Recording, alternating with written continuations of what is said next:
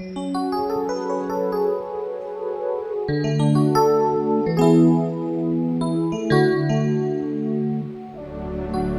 వందనాలని ప్రార్థన చేసుకుని ఆరాధన ప్రారంభించుకుందాం. మహాపరిశుద్ధుడు, మహాకరుణ గొప్ప దేవ, సర్వోన్నతుడ, సర్వాధికారి, జీవం గల దేవ, వందనాలు స్తోత్రాలు తండ్రి ప్రభా.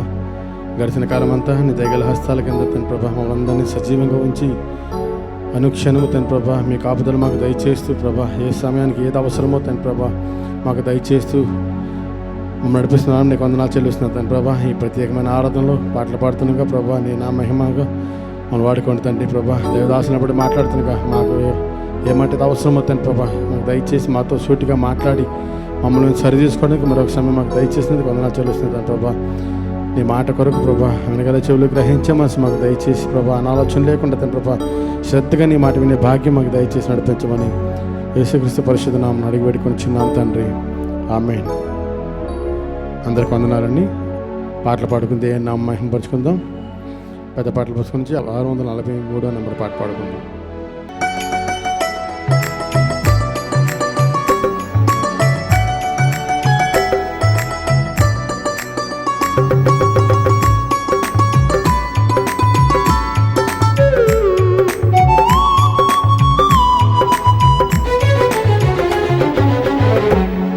మహోన్నతుడా నీ కృపలోనే నివసించుట నా జీవిత ధన్యతయున్నది.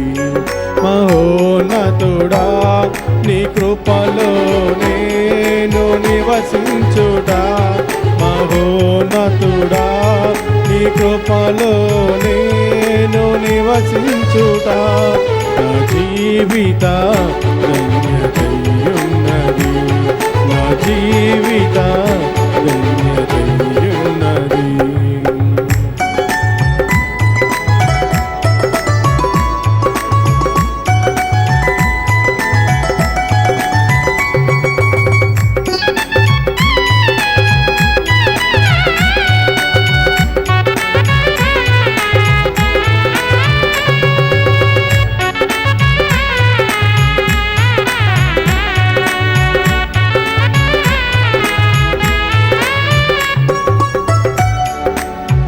మూడు బారిన జీవితాలను చిగురింపజేయగలవు నీవు,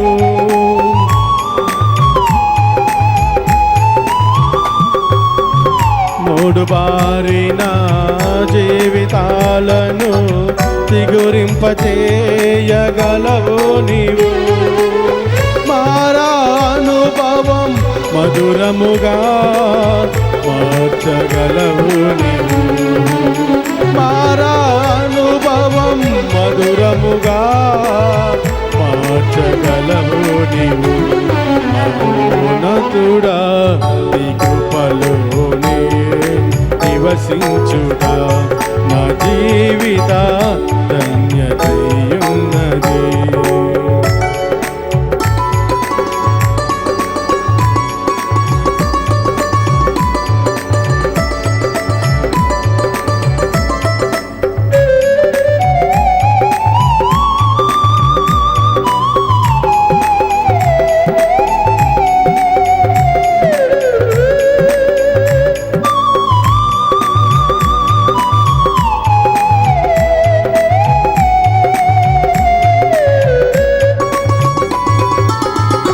ఆకువాడక ఆత్మఫలములు ఆనందముతో ఫలించగా,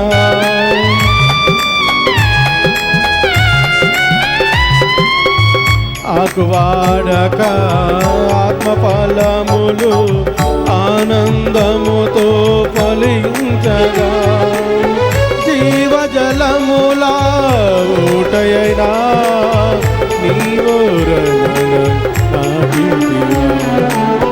జీవజలములా ఊటయైనా నీవోరనను నాటివా. మహోన్నతుడా నీ కృపలో నేను నివసించుట నా జీవిత ధన్యతయున్నది.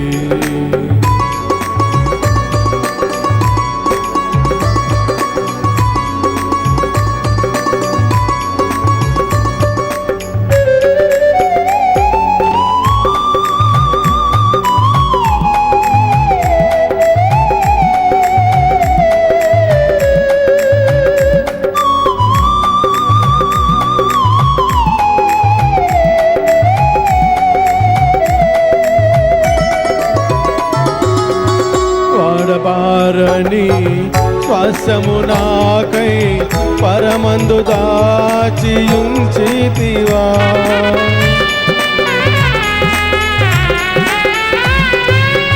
వాడబారని శ్వాసము నాకై పరమందు దాచియుంచితివా.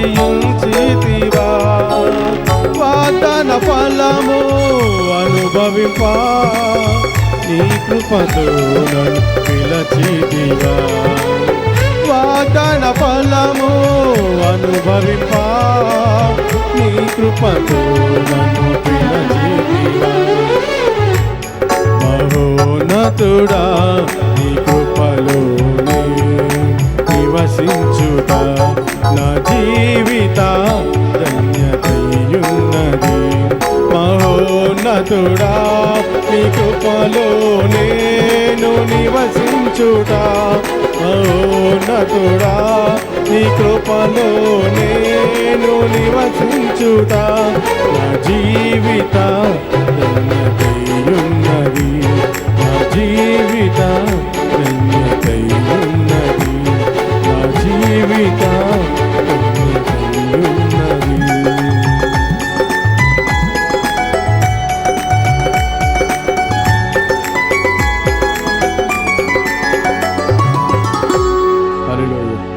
మరో పాట పడితే ఏమన్నా మహింపరచుకున్నాను.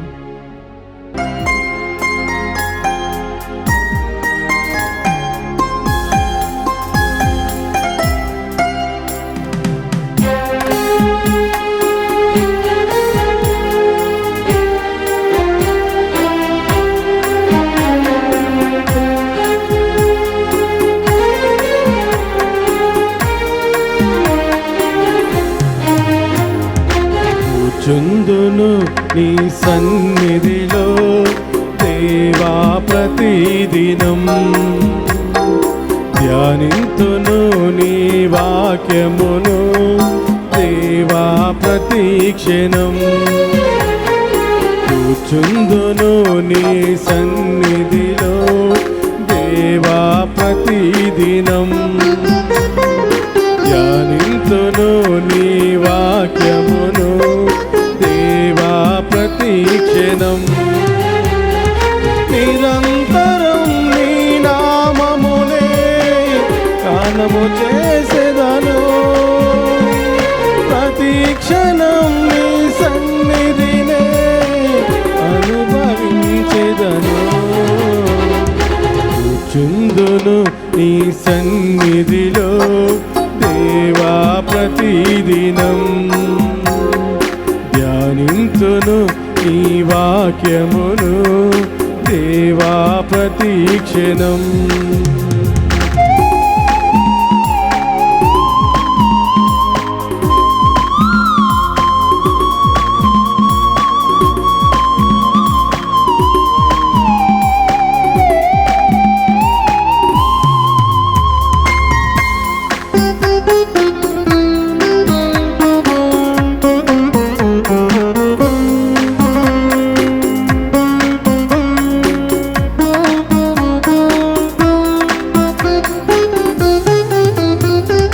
ప్రతి విషయం నీకర్పించేదా, నీ చిత్తముకై నివేచెదా.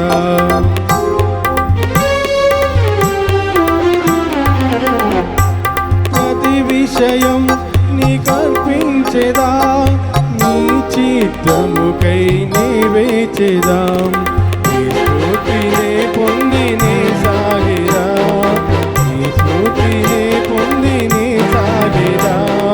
నీ నామమునే హెచ్చించెదా, నీ నామమునే హెచ్చించెదా.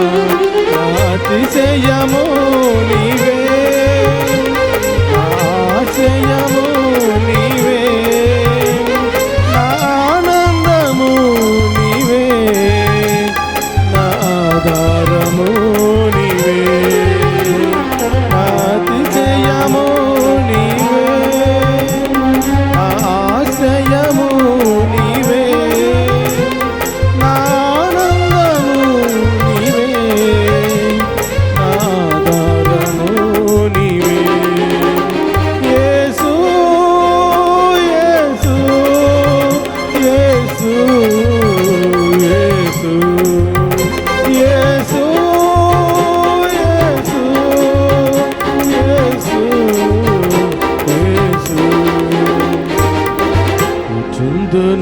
నీ సన్నిధిలో దేవా ప్రతిదినం ధ్యానింతును నీ వాక్యమును దేవా ప్రతిక్షణం.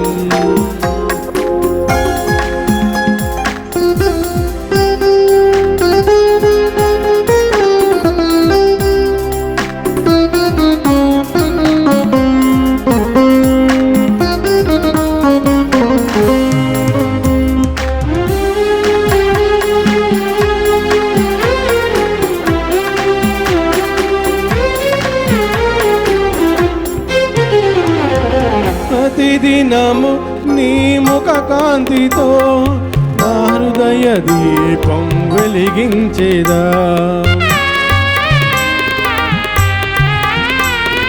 ప్రతిదినము నీ ముఖ కాంతితో నా హృదయ దీపం వెలిగించేదా. నీ వాక్యానుసారము జీవించేదా. వాక్యానుసారము జీవించేదా. నీ ఘన కీర్తిని వివరించేదా. నీ ఘన కీర్తిని వివరించేదా.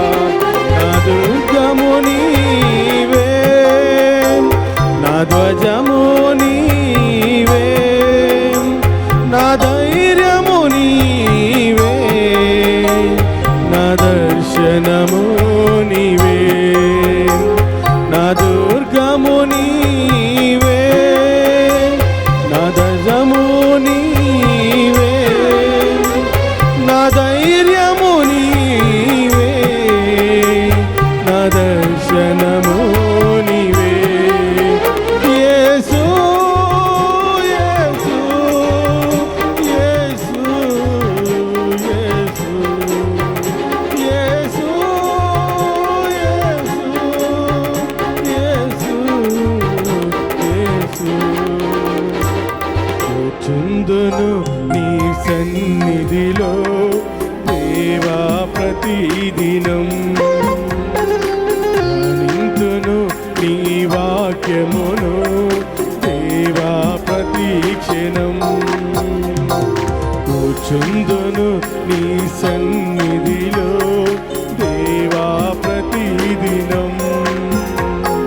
ధ్యానింతును నీ వాక్యమును దేవా ప్రతిక్షణం. నిరంతరం నీ నామమునే గానము చేసెదను. ప్రతిక్షణం నీ సన్నిధినే అనుభవించెదను. కూర్చుందును నీ సన్నిధిలో దేవా ప్రతిదినం. ధ్యానింతును నీ వాక్యమును దేవా ప్రతిక్షణం. హల్లెలూయా. ఆయన సన్నిధిలో ప్రతిదినం ఉంటే, ఆయన వాక్యాన్ని ప్రతి క్షణము ధ్యానం చేస్తూ ఉంటే, ఆయన నామమునే గొప్ప చేస్తూ ఉంటే మనకు ఎంతో ధన్యత కదా. అనుక్షణము ఆయన స్తుతించే భాగ్యం మనకు దేవాదేవుడు ఇచ్చాడు. నశించిపోతున్న మనల్ని ఎంతగానో ప్రేమించి తన రక్షణ భాగ్యం దయచేసి తండ్రి దేవా అనే అధికారం మనకిచ్చి ఆయన సన్నిధిలో మనం నిలబడుతున్న దేవాదేవునికి రెండు చేతులది స్తోత్రిద్దాం. హల్లెలూయా హల్లెలూయా హల్లెలూయా. మరో పాట పాడి దేవుని నామమును మహిమపరచుకుందాం.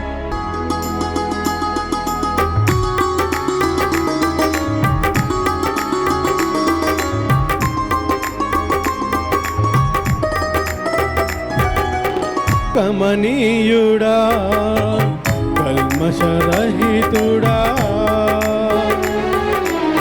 కమనీయుడా కల్మషరహితుడా, కమ్మని నీ కరములో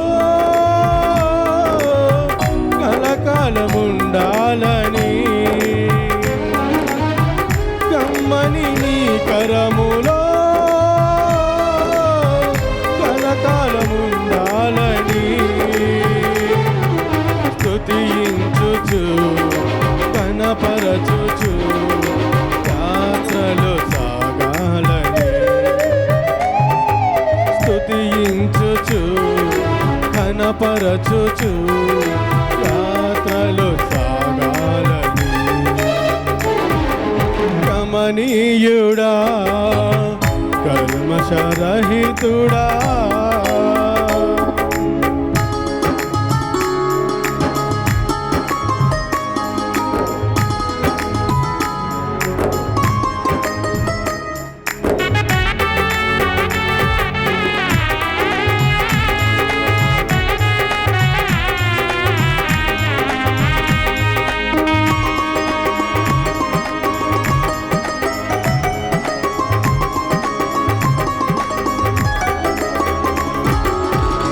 స్తుతి పాటలతో నిన్ను భజించగా ఉప్పొంగెనే నా హృదయం. నాకు బలమిచ్చిన నా ప్రభువుకు పాడెద ఉత్సాహగానం.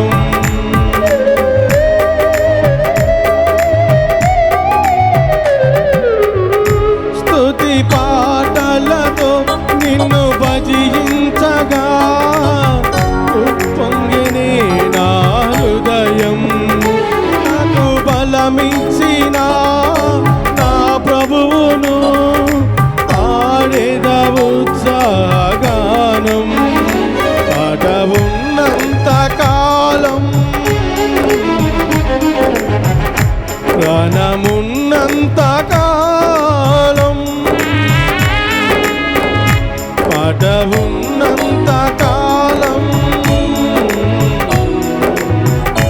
ప్రాణమున్నంత కాలం యేసయ్యా స్తుతించెదన్. యేసయ్యా ఘనపరచెదన్. యేసయ్యా స్తుతించెదన్. యేసయ్యా ఘనపరచెదన్. కమనీయుడా కల్మషరహితుడా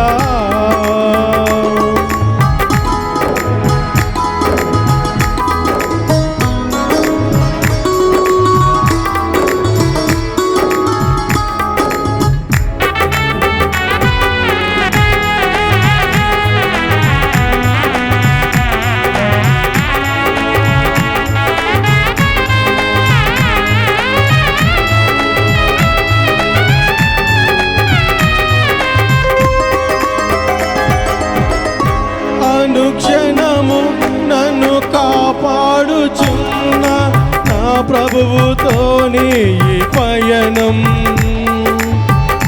నా దినములలో నిబ్బరముగా పాడేదనే స్తుతిగానం.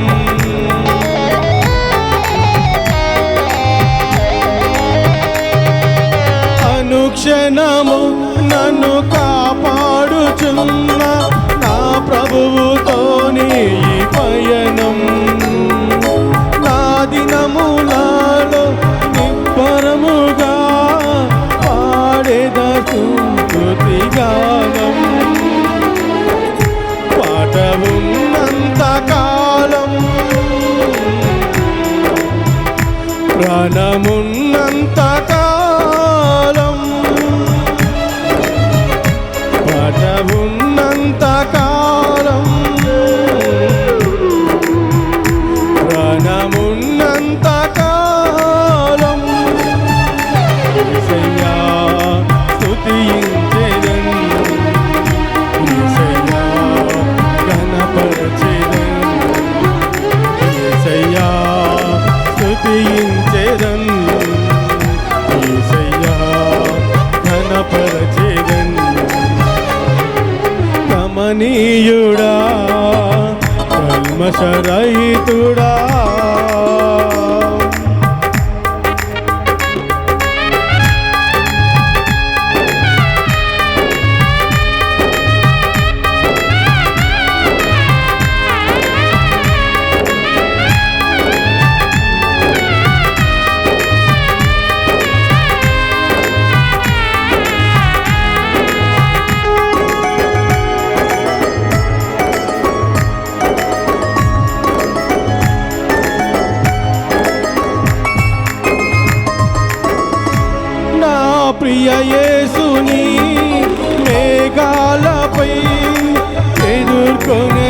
నేను సంగముగా నా ప్రభు యేసుతో ఆ మహిమలో నిలచెదను నేను నిత్యములో.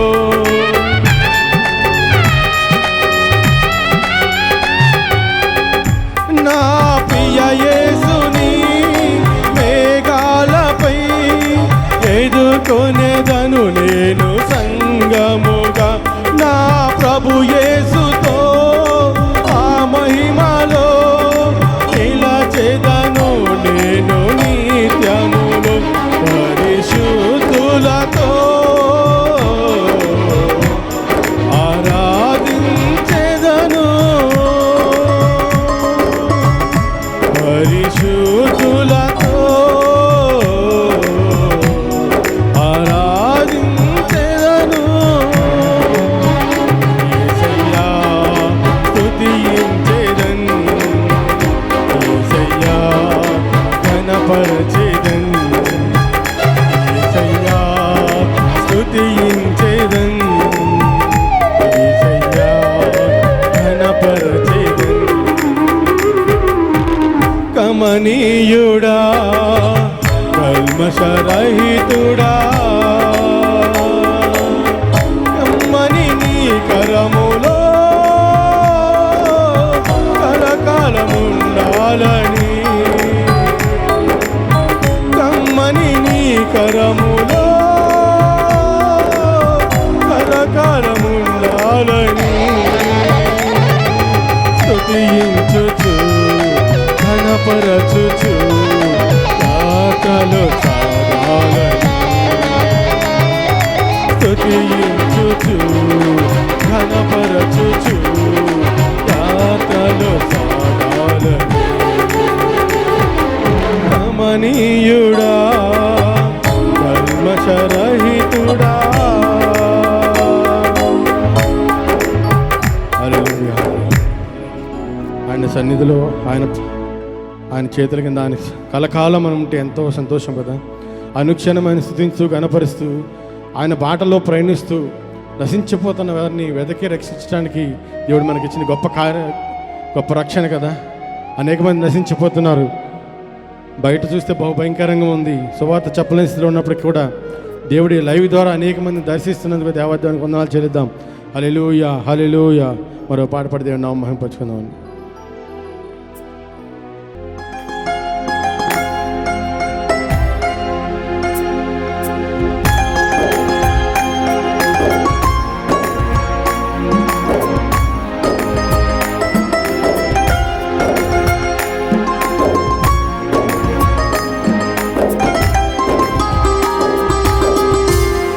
నీవుంటే నాకు చాలు యేసయ్యా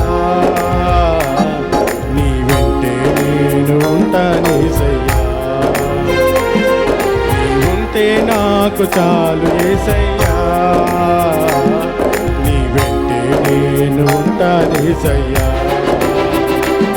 నీ మాట చాలయ్యా నీ చూపు చాలయ్యా నీ తోడు చాలయ్యా నీ నీడ చాలయ్యా. నీ మాట చాలయ్యా నీ చూపు చాలయ్యా నీ తోడు చాలయ్యా నీ నీడ చాలయ్యా. ఉంటే నాకు చాలు యేసయ్యా నీ వెంటే నేను ఉంటాను యేసయ్యా.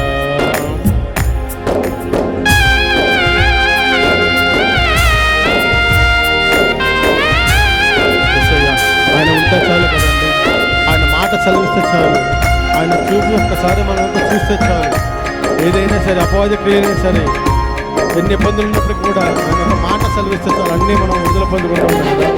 గొప్ప దేవుని సన్నిధిలో మనం ఉన్నాం.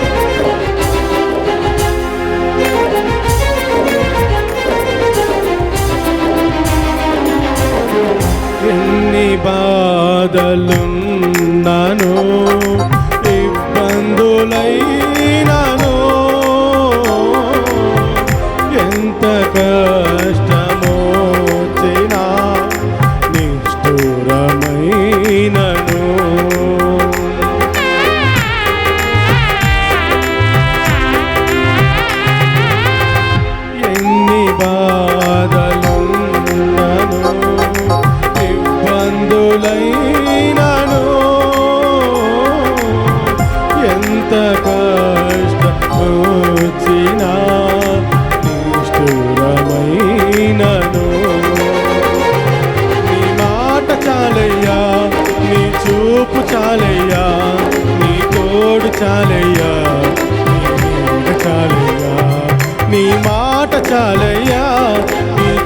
చూపు చాలయ్యా, నీ తోడు చాలయ్యా, నీ నీడ చాలయ్యా. నీ ఉంటే నాకు చాలు యేసయ్యా, నీ వెంటే నేను ఉంటాను యేసయ్యా.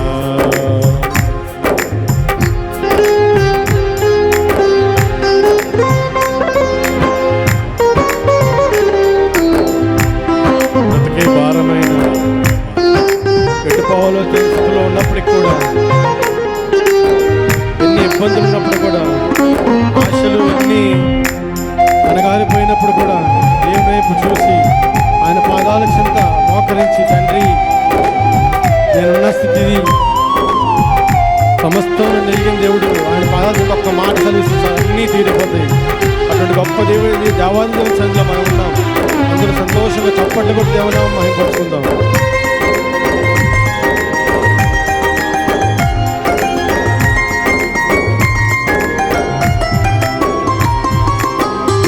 బ్రతుకునావ పగిలినా కడలి పాలైనాను,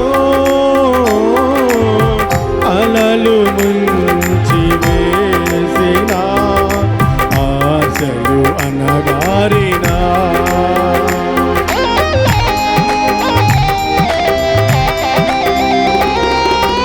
బ్రతుకునావ పగిలినా కడలి పాలైనాను, అలలు ముంచి వేసిన ఆశలు అనగారినా. నీ మాట చాలయ్యా, నీ చూపు చాలయ్యా, నీ తోడు చాలయ్యా, నీ నీడ చాలయ్యా. నీ మాట చాలయ్యా, నీ చూపు చాలయ్యా, నీ తోడు చాలయ్యా, నీ నీడ చాలయ్యా. నీ ఉంటే నాకు చాలు యేసయ్యా, నీ వెంటే నేను ఉంటాను యేసయ్యా.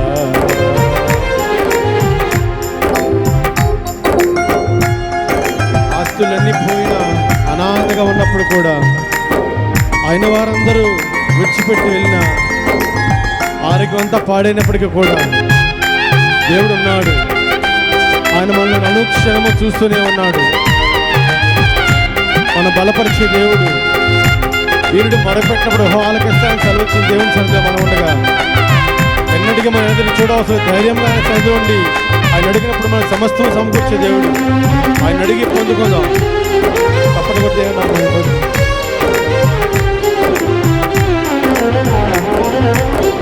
ఆస్తులన్నీ పోయినా అనాథలా మిగిలినా,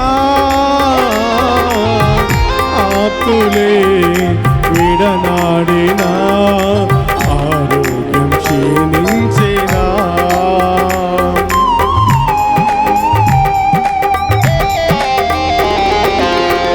ఆస్తులన్నీ పోయినా అనాథలా మిగిలినా, ఆప్తులే విడనాడినా ఆరోగ్యం క్షీణించినా. నీ మాట చాలయ్యా, నీ చూపు చాలయ్యా, నీ తోడు చాలయ్యా, నీ నీడ చాలయ్యా. నీ మాట చాలయ్యా, నీ చూపు చాలయ్యా, నీ తోడు చాలయ్యా, నీ నీడ చాలయ్యా. ఉంటే నాకు చాలు యేసయ్యా, నీ వెంటే నేను ఉంటా యేసయ్యా.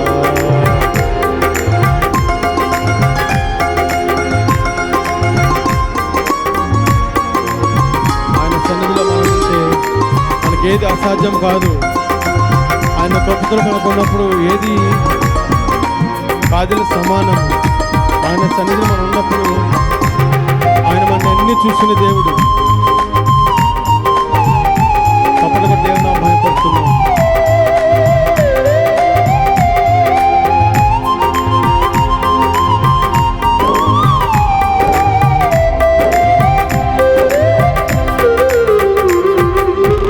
నీకు ఇలలో ఏమియు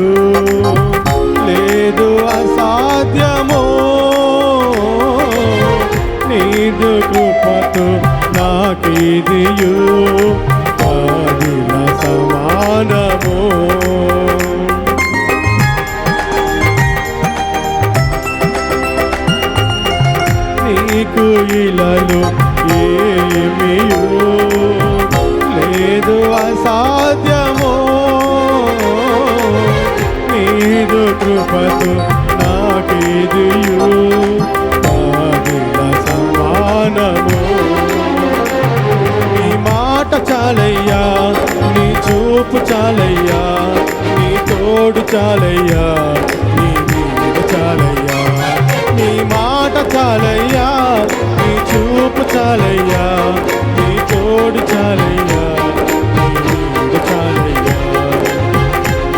నీ ఉంటే నాకు చాలు యేసయ్యా, నీ వెంటే నేను ఉంటా యేసయ్యా, నీ ఉంటే నాకు చాలు యేసయ్యా, నీ వెంటే నేను ఉంటా యేసయ్యా. నీ మాట చాలయ్యా, నీ చూపు చాలయ్యా, నీ తోడు చాలయ్యా, నీ నీడ చాలయ్యా. నీ మాట చాలయ్యా, నీ చూపు చాలయ్యా, నీ తోడు చాలయ్యా, నీ నీడ చాలయ్యా. నీ మాట చాలయ్యా, నీ చూపు చాలయ్యా, నీ తోడు చాలయ్యా, నీ నీడ చాలయ్యా. నీ మాట చాలయ్యా, నీ చూపు చాలయ్యా, నీ తోడు చాలయ్యా, నీ నీడ చాలయ్యా. అవునయ్యా, నీ మాట చాలు తండ్రి ప్రభా. మేము ఏ స్థితిలో ఉన్నప్పటికీ కూడా తండ్రి, మీరు ఒక్క మాట సెలవిస్తే చాలు తండ్రి ప్రభా, సమస్తము సమకూరి జరుగుతాయి తండ్రి. గొప్ప దేవా, మహోన్నతుడా, యేసు వందనాలు తండ్రి ప్రభా. పరిశుద్ధాత్మదేవ నీకే వందనాలు, స్తోత్రాలు తండ్రి ప్రభా. ప్రార్థించి ప్రారంభించిన ఆరాధనలు తండ్రి ప్రభా, ఇప్పటి వరకు తండ్రి ప్రభా నీ నామ సంకీర్తన ద్వారా తండ్రి ప్రభా నేను స్తుతించడానికి, గణపరచడానికి మీరు మాకు ఇచ్చిన ఈ అవకాశాన్ని బట్టి వందనాలు, స్తోత్రాలు తండ్రి ప్రభా. ఎంత గొప్ప దేవుడు తండ్రి ప్రభా. మీ పాదాలు చింతన్నప్పుడు తండ్రి ప్రభా మాకు ఏ దిగులు అవసరం లేదు. ఈ దీనుడు మరిపెట్టినప్పుడు ఏహో వాళ్ళకి ఇస్తారని వాగ్దానం చేసిన దేవుడు తండ్రి ప్రభా. ఎవరు ఏ అవసరంలో ఉన్నారో, ఎవరు ఏ ఇబ్బందులు ఉన్నారో తండ్రి, సమస్తం ఎరిగిన దేవుడు. మీకు తెలియకుండా మా జీవితాలు ఏది జరగదు తండ్రి ప్రభా. మా హృదయ తలంపులు ఎరిగిన దేవుడు తండ్రి ప్రభా. మా ఆలోచన పుట్టకం నువ్వే మమ్మల్ని ఎరిగిన దేవుడు తండ్రి ప్రభా. యేసు వందనాలు, స్తోత్రాలు తండ్రి ప్రభా. ఈ సమయంలో ఏ బిడ్డ ఏ అవసరంతో ఉన్నారో తండ్రి ప్రభా, ప్రతి ఒక్క బిడ్డ మీరు దర్శించిన తండ్రి, స్తోత్రాలు వందనాలు తండ్రి ప్రభా. మీ మాట సెలవేయండి తండ్రి ప్రభా, మీ చూపు సెలవేయండి తండ్రి ప్రభా. బిడ్డలను ఒక్కసారి తండ్రి ప్రభా నీ దయగల హస్తాల కింద ముట్టి స్వస్థపరచండి తండ్రి, స్తోత్రాలు వందనాలయ్యా. గొప్ప దేవా, స్తోత్రాలు తండ్రి ప్రభా. నీ మాట కొరకు ఎదురు చూస్తుండగా తండ్రి ప్రభా, దేవదాసుని మా కొరకు సిద్ధపరుచునుగా నీ ఏడంత ఆత్మతో అభిషేకించండి తండ్రి ప్రభా. దేవదాసులకి బోరగా ఉండి మీరు మాతో మాట్లాడండి తండ్రి. వెనకాల చెవులు గ్రహించే మనసు మాకు దయచేయండి తండ్రి ప్రభా. మా పనులను మేము పక్కన పెట్టుకొని తండ్రి ప్రభా నీ మాట కొరకు తండ్రి ప్రభా శ్రద్ధగా, ఆసక్తిగా తండ్రి ప్రభా ఎదురు చూసే భాగ్యం దయచేయండి తండ్రి ప్రభా. ప్రతి మాట తండ్రి ప్రభా మా హృదయంలో భద్రపరుచుకుంటూ తండ్రి ప్రభా అనేక మందికి ప్రభా నీ సువార్తను ప్రకటించేవారుగా ప్రభా ఇంకా ప్రభా మేము ఉంటానని మీ కృప దయచేద్దాం ప్రభా. అనుక్షణము ప్రభా నీ పాదాల చింత బ్రతికే భాగ్యం మాకు దయచేద్దాం ప్రభా. నీ నామస్మరణ చేసుకుంటూ ప్రభా అనేక మందికి సువార్త చెప్పి భాగ్యం మాకు దయచేసి నడిపించమని తండ్రి, స్తోత్రాలు వందనాలు చెల్లిస్తున్నాం ప్రభా. ఇప్పటివరకు జరిగిన ఆరాధన బట్టి వందనాలు తండ్రి ప్రభా. దేవదాసుని బట్టి మాట్లాడుతున్నాం కాబట్టి దర్శించండి తండ్రి ప్రభా. దీవించి ఆశీర్వించమని ఈ చిన్న ప్రార్థన మాలను నీ పాదశాన్ని చేర్చుకోమని యేసుక్రీస్తు పరిశుద్ధ నామమున అడిగి వేడుకొని చిన్నాం తండ్రి, ఆమేన్, ఆమేన్. అందరికీ వందనాలండి. అలాగే ఉందాం, దేవదాసుల సమయం అప్పగిద్దాం. దేవుడు ఏం మాట్లాడుతున్నాడో ఆ మాట కొరకు ఎదురు చూద్దాం. దేవుడి మాట. రక్షకుడు యేసుక్రీస్తు వారి నామములో ఈ లైవ్ వీక్షిస్తున్న మీ అందరికీ కూడా నా వందనాలు తెలియజేస్తున్నానండి. నాకు మరొకసారి మీ అందరితో కలిసి మాట్లాడటానికి సమయం ఇచ్చిన దైవజనుల నిత్య స్వార్థ ప్రార్థన సభాసపు అధ్యక్షులైనటువంటి మోహనయ్య గారికి, అలాగే దైవజనులు రవికుమార్ రావు గారికి కూడా నా ప్రేమపూర్వక వందనాలు తెలియజేస్తున్నాను. ఈ రాత్రి కాలం మరొకసారి మీ అందరితో కలిసి ప్రభు వాక్యాన్ని పంచుకోవడానికి కృప చూపించిన దేవునికి వందనాలు తెలియజేసుకున్నాను. హల్లెలూయా. యోహాను సువార్త 15వ అధ్యాయము, యోహాను సువార్త 15వ అధ్యాయము 16వ వచనం చూద్దామా. యోహాను సువార్త 15వ అధ్యాయము 16వ వచనము. మీరు నన్ను ఏర్పరచుకొనలేదు, మీరు నా పేరట తండ్రిని ఏం అడుగుదరో అది ఆయన మీకు అనుగ్రహించినట్లు మీరు వెళ్ళి ఫలించుటకును మీ ఫలము నిలిచి ఉండుటకును నేను మిమ్ముని ఏర్పరచుకొని నియమించితిని. హల్లెలూయా. మన ప్రభు అయిన యేసుక్రీస్తు వారు చెబుతున్న ఈ మాటలు ఏమిటనంటే, ఆయన మనల్ని ఎందుకు ఏర్పరచుకున్నారనంటే మనందరము కూడా ఫలించాలి అని, మనందరము కూడా ఫలించాలని చెప్పి ఆయన మనల్ని ఏర్పాటు చేసుకున్నారంట. మనం ఆయన ఏర్పాటు చేసుకోలేదు, కానీ ఆయనే మనల్ని కూడా ఎందుకు ఏర్పాటు చేసుకున్నారంటే మనం ఫలించాలని. ప్రతి ఒక్క క్రైస్తవుడి యొక్క అల్టిమేట్ గోల్ ఏంటి అంటే, ఒక మంచి ఆశయం ఏదైనా ఉండాలి అంటే గనక ఫలించాలి.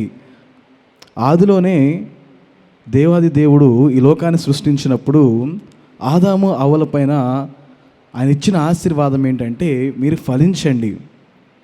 ప్రభుకి ఎంతో ఇష్టమైనది ఏంటంటే మన దగ్గర నుంచి కూడా మనం ఫలించే వారంగా ఉండాలని చెప్పి ఆయన ఆశపడుతున్నాడు. అసలు ఏంటండి ఫలించడం అంటే? మనం చాలాసార్లు వింటూ ఉంటాం కదా ఈ మాట, ఫలించండి ఫలించండి ఫలించండి అని చెప్పి దైవజనులు చెప్తూ ఉంటారు. మనం చదవటం ఇప్పటికే చాలా వర్తమానం మనం విలేసాం.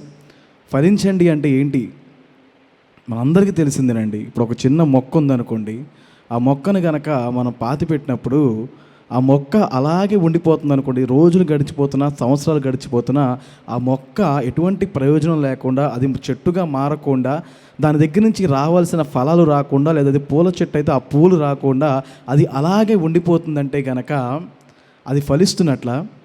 దీనికి పెద్ద నిర్వచనం అయితే ఏమీ లేదు, కానీ మన రోజువారీ దైనందిన జీవితాలను మనం అబ్జర్వ్ చేయొచ్చు, మనం గమనించవచ్చు. ఆ ఒక మొక్కను మనం పెట్టినప్పుడు అది మనం ఆశించిన రీతిలో ఎదగకుండా, అది మనం ఆశించిన రీతిలో ఫలాలు మనకి ఇవ్వకపోతే కనుక అది ఫలించినట్లా అంటే ఫలించినట్లు కాదు కదా. మరి ఫలించడం అంటే ఏంటంటే చాలా చిన్న మాటలో చెప్పొచ్చు. అంటే మనం వృద్ధి చెందాలి, మనం విస్తరించాలి, మన సక్సెస్, డెవలప్మెంట్, ఇలా అనేకమైన మాటలు మాట్లాడుకుంటాం కదా.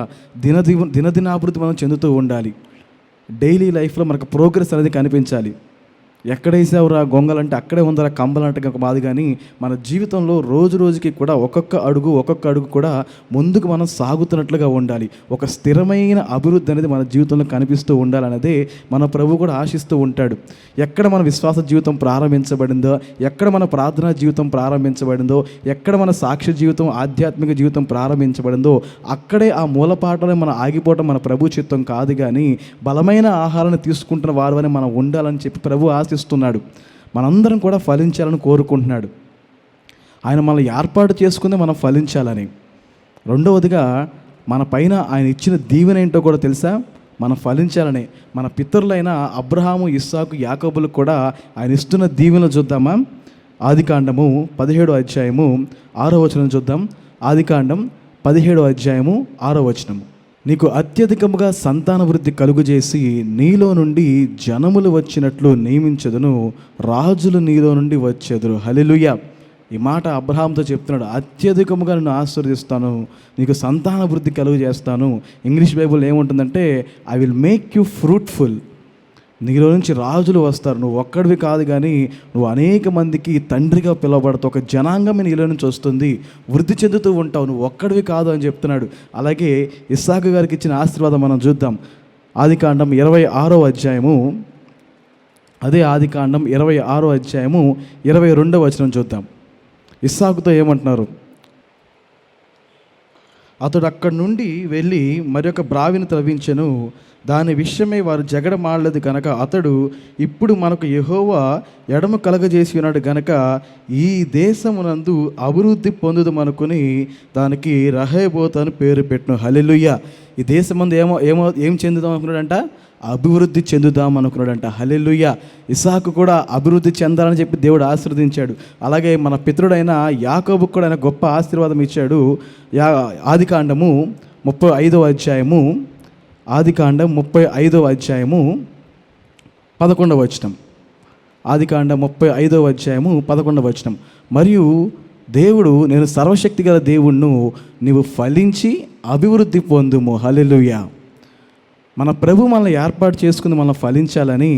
రెండవదిగా ఆయన మనకిస్తున్న ఆశీర్వాదాలు కూడా ఏంటి అని అంటే, మన పైన ఆయన ఉంచుతున్న ఆశీర్వాదం కూడా ఏంటంటే మనం ఫలించాలని. మూడవదిగా మనల్ని ఆయన అంటుకడుతున్నాడే, ఆయనలో అంట కట్టబడమని ఉండమని చెప్తున్నాడే. అది కూడా ఎందుకనంటే మనం కూడా ఆయనలో నిలిచి ఉండి ఫలించాలని.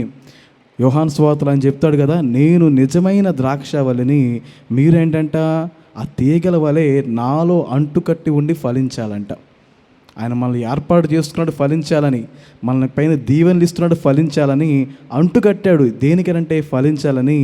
నాలుగవది ఏంటంటే ఆయన ఆజ్ఞ కూడా ఏంటంటే మనం ఫలించాలని. మత్తయి సువార్త 7వ అధ్యాయము 19వ వచనం చూద్దామా? మత్తయి సువార్త 7వ అధ్యాయం 19వ వచనం. ప్రభు మనకిస్తున్న ఆజ్ఞ కూడా ఏంటంటే ఇది కేవలం ఆశీర్వాదం మాత్రమే కాదు కానీ ఆజ్ఞ కూడా. మనం ఫలించాలని 7వ అధ్యాయము 19వ వచనం చూద్దామండి. మంచి ఫలములు ఫలింపని ప్రతి చెట్టు కూడా ఏమవుతుందంట? నరకబడి అగ్నిలో వేయబడుతుందంట. హల్లెలూయా. ఆయన ఆశీర్వాదమే కాదు, ఆయన మనల్ని ఏర్పాటు చేసుకోవడమే కాదు, మనల్ని అంటుకట్టబడటమే కాదు, కానీ ఆయన మనకిస్తున్న ఆజ్ఞ కూడా ఏంటంటే మనం ఫలించాలి. ఫలించకపోతే ఏమవుతుందంటే తీసి పారవేసి అగ్నిలో వేస్తానని చెప్తున్నాడు. ఈ రాత్రి కాలమందు ప్రభు మన దగ్గర నుంచి ఏమి కోరుకున్నాడంటే మనం ఫలించే వారంగా ఉండాలని. ఈరోజు నీ విశ్వాస జీవితం ప్రారంభించబడి ఎన్ని సంవత్సరాలు అయిందో ఒక్కసారి జ్ఞాపకం చేసుకున్న ప్రియ దేవుని బిడ్డ, నువ్వు ఎంతవరకు ఎన్ని అడుగులు వేసి వచ్చావో నీకే తెలుసు. ప్రభు ఏం ఆశిస్తున్నావు నీ దగ్గర నుంచి అంటే నువ్వు ఎన్ని ఫలాలు ఫలించావు నా కొరకు, నీ ఫలం ఏంటి అని ప్రభు నేను సూటిగా అడగగలిగితే, ఇదిగో నీ కొరకు నేను ఫలించిన ఫలాలు ఇవన్నీ నువ్వు చెప్పగలుగుతున్నావా? మన యేసయ్య మన దగ్గర నుంచి ఆశిస్తుంది ఏంటంటే మనం ఫలించే వారంగా మనం ఉండాలి అని చెప్పి. ఆయన ఇంతగా ఆశపడుతున్నా కూడా మరి ఎందుకని మనం ఫలాలు ఫలించలేకపోతున్నామండి?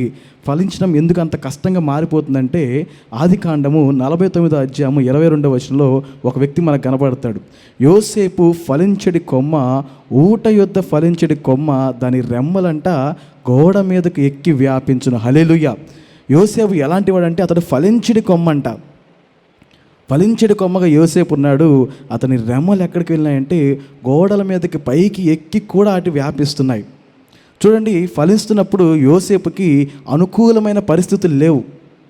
యోసేపు నువ్వు ఫలిస్తున్నావు కాబట్టి నీకు అన్ని ద్వారాలు తెరవబడతాయి రా అని చెప్పలేదు, కానీ యోసేపు జీవితం మనందరికీ తెలుసు. గుంట, ఆ తర్వాత చెరసాల, అనల చేత విసర్జించబడతాము, ఆ తర్వాత నిందలు, ఇలా ఎన్ని ఎన్ని ఎన్ని అవమానాలు, ఇబ్బందులు, శ్రమలు ఎదుర్కొన్నప్పటికీ కూడా తను ఫలించాడు. చుట్టూ గోడలు ఉన్నప్పటికీ కూడా ఆ గోడలన్నింటినీ కూడా దాటుకొని దాని పైగా ఫలించాడు యోసేపు. 23వ వచనంలో ఏముంటుంది చూడండి. అదే ఆదికాండం 49:23వ వచనంలో, విలుకాండ్రు అతన్ని వేధించిరి, వారి బాణములు వేసి అతన్ని హింసించిరి. హల్లెలూయా. శత్రువు యొక్క బాణములు కానీ, శ్రమలు కానీ, హింసలు కానీ ఇవన్నీ అతని పైన పడుతున్నప్పటికీ కూడా, గోడలు అతని చుట్టూ ఉన్నప్పటికీ కూడా వాటిని అధిగమించి ఫలించాడండి. హల్లెలూయా.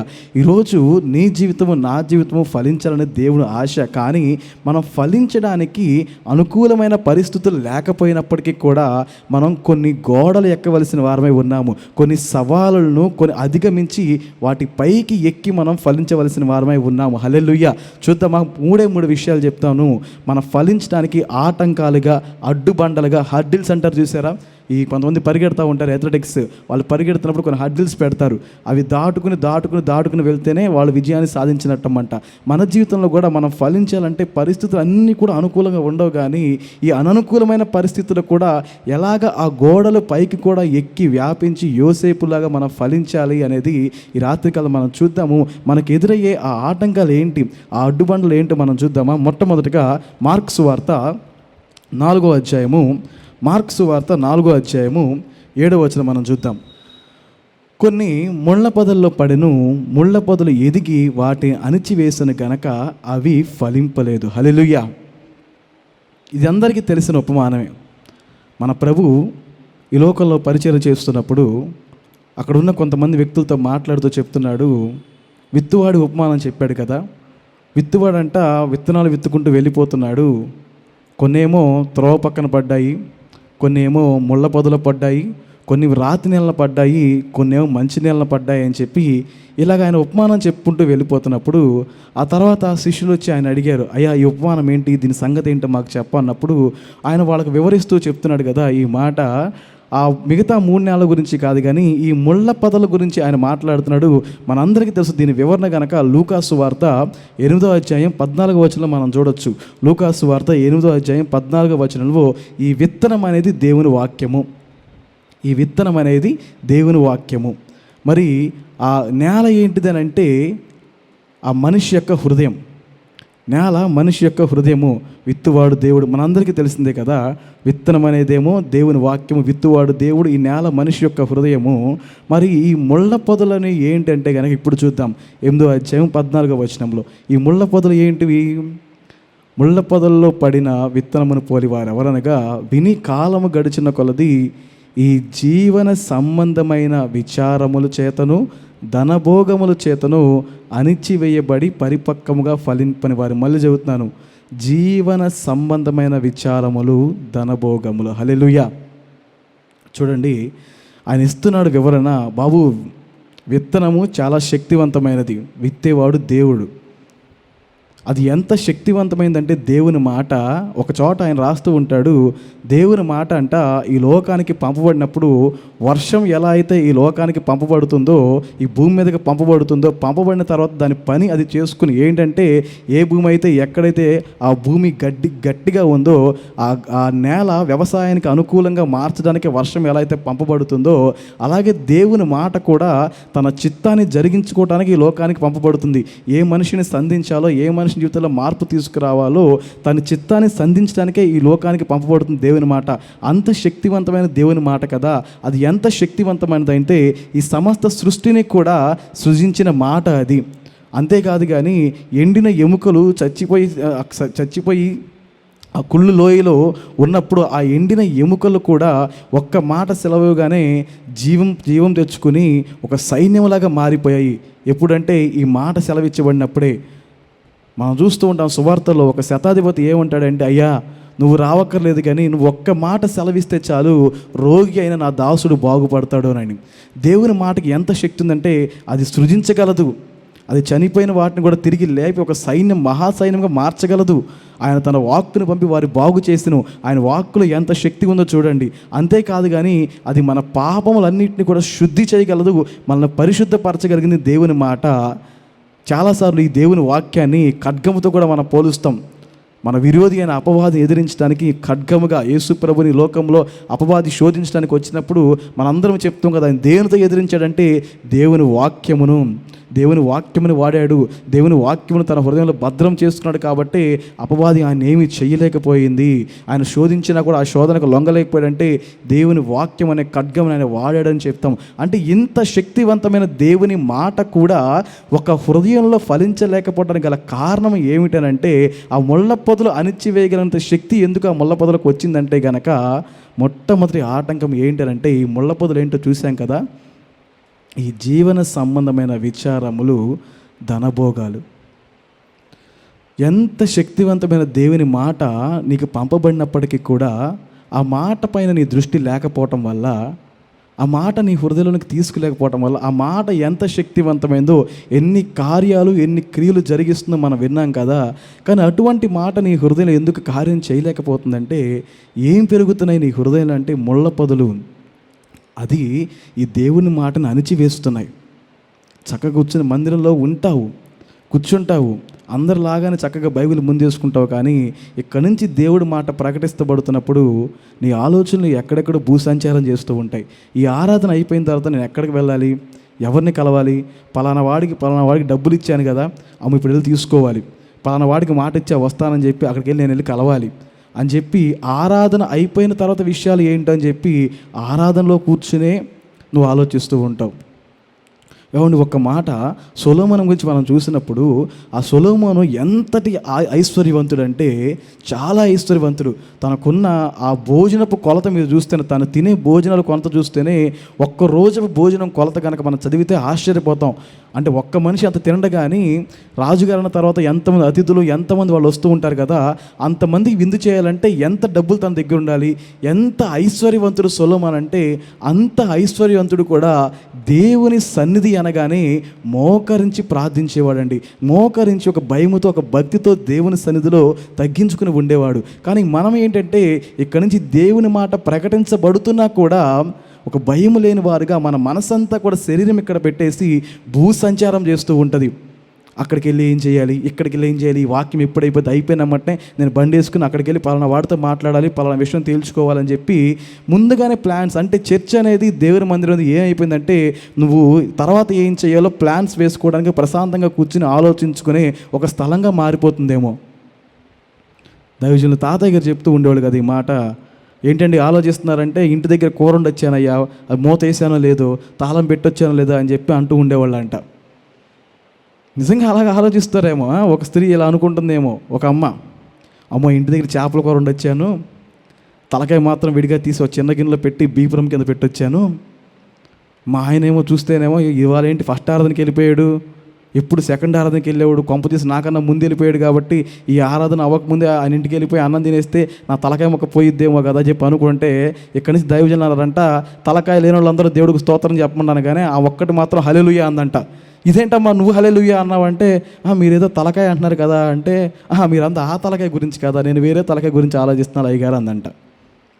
ఇలాగే ఉంటాయి మన ఆలోచనలు. అంటే మీరు కూరల గురించి వీటి గురించి ఆలోచిస్తారు నేను చెప్పను, కానీ అండి నేను ఎవరి గురించి పిన్ పాయింట్ చేసి మాట్లాడి జనరలైజ్గా ఏంటంటే, దేవుని మందిరంలో మనం కూర్చుంటాము, ఆయన మాట ఎందుకని మన జీవితంలో కార్యం చేయకుండా ఎలా వచ్చాం అలా ఖాళీగా వెళ్ళిపోతున్నాము, ఎందుకు ఫలించలేకుండా ఎప్పుడు చూసినా సంవత్సరాల తరబడిన మన జీవితాలు అలాగే ఉండిపోతున్నాయి, మనకంటే వెనక వచ్చిన వారు ఎందుకు మనకన్నా ముందుగా దేవుడు ఆశించిన స్థాయిలోనికి, దేవుడు కోరుకున్న విధానంలోకి రోజు రోజుకి ముందుకు వర్ధిల్లుతున్నారు, మనం ఎందుకు అలా ఉండిపోతున్నామంటే, వస్తానికైతే వస్తున్నాం, మన శరీరాన్ని ఎక్కడ తీసుకొస్తున్నాం, కానీ ఒక్క మాట కూడా దేవుని మాట మన హృదయంలోకి తీసుకోలేకపోతున్నాం. ఒకవేళ తీసుకున్నా కూడా దాని గురించి ఆలోచించే సమయం మనకు ఉండట్లేదు, దాని గురించి ధ్యానం చేసే సమయం మనకు ఉండట్లేదు. ఇవాళ ఏం చెప్పారు మందిరంలో, ఇవాళ వాక్యం ఏం చెప్పారు, అది నీ బిడ్డలతోనో నీ పొరుగు వారితోనో లేదా నీ ఇంటికి వెళ్ళి ఒక్కడవే నీ వ్యక్తిగతంగా నీ రూమ్లోనో కూర్చుని ఏనాడైనా ధ్యానించావా, ఏనాడైనా దాని గురించి నువ్వు ప్రార్థన చేసావా? ఇదిగో మందిరంలో ఈ మాట చెప్పారు కాబట్టి నేను సరి చేసుకోవాల్సింది ఏమైనా ఉందా? ఇక్కడే ప్రార్థన, ఇక్కడే ఒప్పుకోవడం, ఇక్కడే విడిచిపెట్టడం, ఆ మాటలన్నీ కూడా ఇక్కడే వెళ్ళిపోతున్నాయి. మందిరపు మెట్లు దిగ్గానే అంతా వదిలేసి మనం వెళ్ళిపోతున్నాం. కానీ ఎంత బాధపడతాడు దేవుడు. ఆయన అంత శక్తివంతమైన మాట నీ కోసం ప్రతి దినము ఎందుకు ఆయన నీకు ఇస్తున్నాడంటే, నువ్వు ఫలించాలని. నువ్వు ఫలించాలని ఆశపడుతుంటే నీ ఆశ అంతా కూడా, నీ మనసంతా కూడా ఆ శక్తివంతులైన దేవుడి మాట మీద లేకుండా ఈ ఇహ సంబంధమైన వాటి మీదే. అందుకే నా ప్రభు అయిన యేసుక్రీస్తు వారు అంటారు, ఎందుకురా బాబు మీరు అన్యజనుల వాళ్ళే ప్రార్థనలో కూడా అది కావాలి ఇది కావాలి, ఏం తిందుమా, ఏం త్రాగుదుమా, ఏం ధరించుకుందామని వీటి గురించి మీరు ఆలోచన చేయమాకండి. నాకు తెలియదా మీకేం కావాలో, వీటి గురించి నేను ఆలోచన చేస్తాను. మరి మేమేం చేయాలయ్యా, మరి మేమేం అడగాలంటే, మీరు మొదట నా నీతిని నా రాజ్యాన్ని వెతకండి, అప్పుడు ఇవన్నీ కూడా మీకు అనుగ్రహించబడతాయని వాగ్దానం చేశారు కదా అని చెప్పిన మాట అబద్ధమా? అని ఎంత చెప్తున్నా కూడా, అయ్యో ఈరోజు పని లేదే, ఈ వారం పని లేదే, ఈ వచ్చే వారం అన్నా ఉంటుందా, ఈ వచ్చే వారం అన్నా సరే నాకు పని ఉంటుందా, ఈ వచ్చే వారం డబ్బులు దొరుకుతాయా అని చెప్పి ఇలాగా మన చింతలతోనూ మన ఐహిక విచారాలతోనూ మందిరంలోకి వచ్చి మనం కూర్చుంటాం.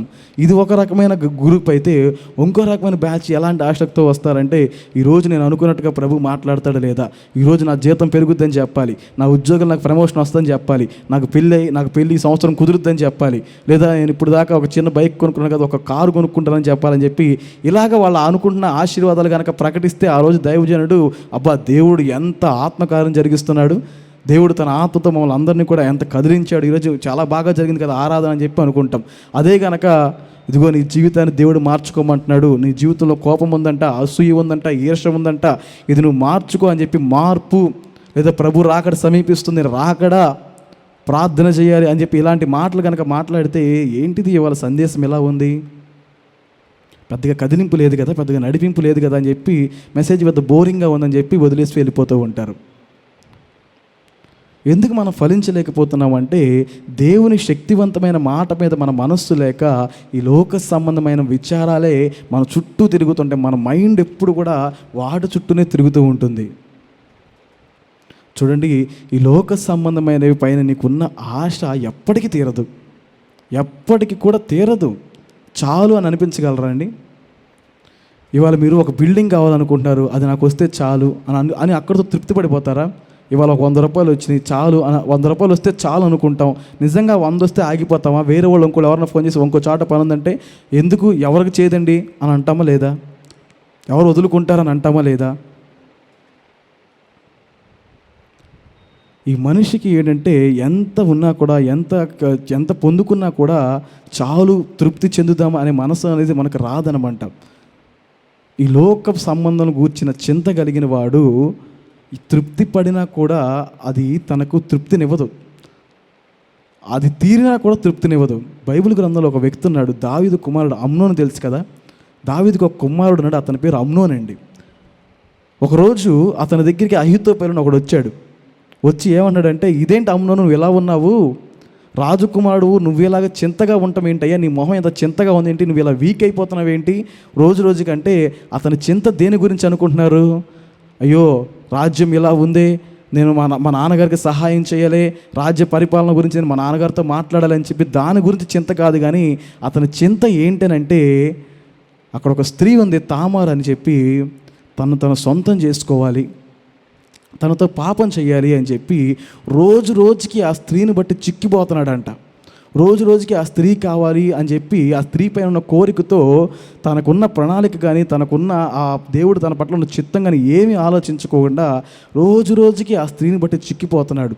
అహితోఫెలు అంటాడు, నువ్వు చిక్కిపోవడం ఏంటి, రాజకుమారుడు కదా నువ్వు. సరే తీరా ఆ స్త్రీతో ఏదో రకంగా పాపం చేశాడు, తృప్తిపరచబడ్డావా అంటే తర్వాత ఆ స్త్రీని అసహించుకుని పో బయటికి అన్నాడు. చూడండి, ఈ లోక సంబంధం పైన ఏదైతే ఈ లోకం పైన మనకున్న ఆశ కానీ లేదా ఈ లోక విచారాలు కానీ ఐహిక విచారాలు కానీ ఈ ధనభోగాలు కానీ దేనిపైనైతే ఈ లోక సంబంధం పైన దేనిపైతే మనం దుఃఖపడుతున్నామో అది నాకు లేదు, అది నాకు ఉంటే బాగుండు కదా, ఇది నేను కలిగి ఉంటే బాగుండు కదా, అలాంటి జీవితం నాకు ఉంటే బాగుండు కదా అని చెప్పి నువ్వు అనుకుంటున్నావో అది నీకు కలిగినా కూడా నువ్వు తృప్తి చెందవు. దేవుని వాక్యంలో చూడండి, కొరింథీయులకు రాసిన 2వ పత్రిక 7వ అధ్యాయం 10వ వచనం. దైవ చిత్తానుసారమైన దుఃఖము రక్షణార్థమైన మారు మనసును కలుగజేస్తుంది. ఈ మారు మనసు దుఃఖమును పుట్టించదు, అయితే లోక సంబంధమైన దుఃఖము మరణమును కలుగజేస్తుందంట. దైవ చిత్తానుసారమైన దుఃఖం ఏం చేస్తుందంట? నువ్వు దైవ చిత్తానుసారంగా దుఃఖపడితే, దేవునికి సంబంధమైన విషయాల్లో దుఃఖపడితే ఆ దుఃఖము నీకు మారు మనసును కలుగజేస్తుంది. కానీ లోక సంబంధమైన విషయాల గురించి నువ్వు దుఃఖపడి చింతపడి చీకిపోతుంటే గనక ఆ దుఃఖము నీకు మరణమును తీసుకొస్తుంది తప్ప తృప్తినివ్వదు నీకు. హల్లెలూయా. ఎందుకు ఈ లోక సంబంధమైన వాటిపైన మనకు ఎందుకండి అంత ఆశ? ఎంత సంపాదించినా కూడా ఎంత కూడగొట్టుకున్నా కూడా చాలు అని మనకు అనిపిస్తుందా? మన మనసుకి సరిపోయిద్దని అనిపిస్తుందా అంటే అనిపించదు. మనమే కాదు కానీ అలెగ్జాండర్ గురించి మనందరికీ తెలిసింది కదా, చిన్న చదువుకున్న పిల్లలందరి నుంచి మనకు తెలుసు ఈ విషయం. అలెగ్జాండర్ గురించి కొత్తగా వింటుందేం కాదు. ఒకరోజు అతడు ఏమనుకున్నాడంటే ఈ ప్రపంచం మొత్తాన్ని కూడా తను సొంతం చేసేసుకున్నాడు. మొత్తం ఎక్కడ భారతదేశమే కానీ ఏ దేశాలు అన్ని దేశం మీదకి దండెత్తాడు, తన యొక్క జెండాని పాతేశాడు. ఇది కూడా అలెగ్జాండర్ సొంతం చేసుకున్నాడ్రా, దీన్ని కూడా అలెగ్జాండర్ దండెత్తి విజయం సాధించాడ్రా అని చెప్పుకునేలాగా దాదాపుగా ఈ భూభాగం అంతటిని కూడా సొంతం చేసుకుని ఒకరోజు తిరిగి తన దేశమైన గ్రీసు దేశానికి వెళ్తున్నప్పుడు ఒక సముద్రపు ఒడ్డున కూర్చుని ఇలాగ తన 2 చేతులు చాపి ఆ సముద్రంతో చెప్తున్నాడంట, ఈ సర్వ భూమిని, ఈ సర్వ ప్రపంచాన్ని, ఈ భూభాగం మొత్తాన్ని కూడా నేను సాధించుకున్నాను అని చెప్పి అక్కడి నుంచి తిరిగి గ్రీసు దేశానికి ప్రయాణం అవుతున్నాడంట. ప్రయాణం అవుతున్న మార్గ మధ్యలోనే తన ఆరోగ్యం విషమించింది. తెలియని రోగం ఏంటో అర్థం కావట్లేదు. చాలామంది అప్పటికే అలెగ్జాండర్ కూడా అనుకున్నాడు, నేను కనీసం నా దేశానికైనా చేరతానా, మార్గ మధ్యలో చనిపోతానేమో, నాకు ఇంత భయంకరమైన రోగం నాకు వచ్చిందని చెప్పి అనుకున్న తర్వాత ఇంకా మరణిస్తాడు, తన వ్యాధికి మందులు లేవు అని చెప్పి అనుకున్న తర్వాత తన చుట్టుపక్కల ఉన్న ఒక 4 ప్రధానులను పిలిచి ఏం చెప్పాడంటే, నేను ఎలాగో చనిపోతాను, నాకు అర్థమైపోయింది. 33 ఏళ్ళ వయసు, 33 ఏళ్ల వయసులోనే దాదాపుగా ఈ భూమిని అంతటిని కూడా, ఈ ప్రపంచంలో అన్ని దేశాలను కూడా తన సొంతం చేసుకున్న అలెగ్జాండర్ చెప్తున్న మాట ఏంటంటే, నేను ఈ లోకాన్ని విడిచిపెట్టి వెళ్ళిపోతాను, నాకు అర్థమైంది. కానీ నన్ను తీసుకువెళ్ళేటప్పుడు, నా మరణ కార్యక్రమం జరిగేటప్పుడు నాకు 3 కోరికలు ఉన్నాయి, అవి మీరు నెరవేర్చాలని చెప్పాడు. మొట్టమొదటిది ఏంటిదంటే కనుక, నా శరీరాన్ని మోసేవాళ్ళు ఎవరండి ఉండాలంటే నా వైద్యులు, నేను ఎవరినైతే ఏర్పాటు చేసుకున్నానో వాళ్ళే ఉండాలన్నాడు. మొట్టమొదటి కోరిక ఏంటయ్యా అలెగ్జాండర్ నీకంటే, నా వైద్యులు నా యొక్క శరీరాన్ని, నా శవపేటికను మోసేవాళ్ళు నా వైద్యులై ఉండాలని చెప్పాడు. మరి 2వ కోరిక ఏంటయ్యా అంటే కనుక, ఇదిగో నన్ను ఊరేగించుకుని తీసుకెళ్తారు కదా, నా శవాన్ని ఊరేగించుకుని మీరు తీసుకెళ్తారు కదా, అలా తీసుకెళ్తున్నప్పుడు నేను ఏవేమైతే సంపాదించుకుని, ఏవైతే కొల్లగొట్టుకుని, ఏ రాజ్యాల దగ్గర నుంచి నేను ఏదైతే తెచ్చానో, బంగారపు కాయిన్స్ కానీ గోల్డ్ కాయిన్స్ కానీ ఇంకా ఏవైతే ఉన్నాయో వాటన్నిటిని కూడా రోడ్డు మీద పడేయండి, ఏది ఒక్క చిల్లుగా కూడా ఉంచొద్దు అని చెప్పాడంట. సరే 3వదిగా ఏంటంటే, నా శవపేట కొంత చూసారా, ఆ కాఫిన్ బాక్స్ మీరు ఏం చేస్తారంటే నా 2 చేతులు కూడా బయటికి నేను ఇలా పెట్టేలాగా వదిలేసుకుని వెళ్ళిపోయేలాగా, అంటే నా 2 చేతులు కూడా బయటకు ఉండాలి, లోపల ఉండకూడదని చెప్పి కోరుకున్నాడంట. అందరూ అనుకున్నారు, ఏంటి ఇలా అడుగుతున్నాడు, ఇలాంటి కోరికలు కోరుకున్నాడు ఏంటి అలెగ్జాండర్ అంటే కనుక, ఎందుకు అలెగ్జాండర్ అలా చెప్పాడంటే, మొట్టమొదటిది నేను సంపాదించుకున్నాను కదా, ఆ డబ్బు వల్ల కానీ నేను ఎవరినైతే అనుకున్నానో నా వైద్యులు ఈ ప్రపంచంలో అందరికన్నా గొప్ప వైద్యం తెలిసిన వాళ్ళు అని చెప్పి నా పక్కన పెట్టుకున్నాను కదా, వాళ్ళు కూడా నా రోగానికి మందు లేదని చెప్పారు. ఆయన చూపించాలి ఈ ప్రపంచానికి, నన్ను బ్రతికించడం వాళ్ళకి చేత కాలేదు అని చూపించాలి. రెండవదిగా ఏంటంటే, నేను ఏదేదైతే సంపాదించుకుని ఈ ప్రపంచం మొత్తాన్ని సంపాదించిన అలెగ్జాండర్ చిల్లి గవ్వ కూడా తనతో పాటు తీసుకెళ్ళలేకపోతున్నాడు అని ప్రపంచానికి తెలియాలి. రెండవదిగా, నేను రిక్త హస్తాలతో ఈ లోకానికి వచ్చాను, రిక్త హస్తాలతోనే ఈ లోకాన్ని విడిచిపెట్టి వెళ్ళిపోతున్నానని చెప్పి ఈ 3 విషయాలు కూడా ప్రపంచానికి నా చావు ద్వారా తెలియాలని చెప్పి అనుకున్నాడు అలెగ్జాండర్. ఏం తీసుకెళ్ళాడండి అలెగ్జాండర్? 33 ఏళ్ళు వయసులోని జీవితాన్ని ముగించి వెళ్ళిపోయాడు కదా. అలెగ్జాండర్ కన్నా మనం గొప్పోళ్ళేం కాదు కదా. అసలు మనకున్న చింతలు అలెగ్జాండర్తో పోల్చుకుంటే అతడు దేశాలపైన కన్నేసాడు. కానీ మనం గట్టిగా దేని గురించి ఆలోచిస్తాం? మనం గట్టిగా దేని గురించి, మన చింత దేని గురించి ఉంటుందంటే, గట్టిగా కొడితే వేలల్లోనో లేదా ఒక లక్షల్లోనో ఇంకా ఏదంటే ఒక బిల్డింగుల మీదో ఏదో ఒక అల్పమైన వాటిపైన మన చింతలు పెట్టుకుని మనం ఉంటాం. ఒక భయంకరమైన మాట చెప్పనా, వీటిని మీరు కోరుకోవటం వల్ల, వీటిని పొందుకోవటం వల్ల కూడా మీరు తృప్తి పొందలేరు.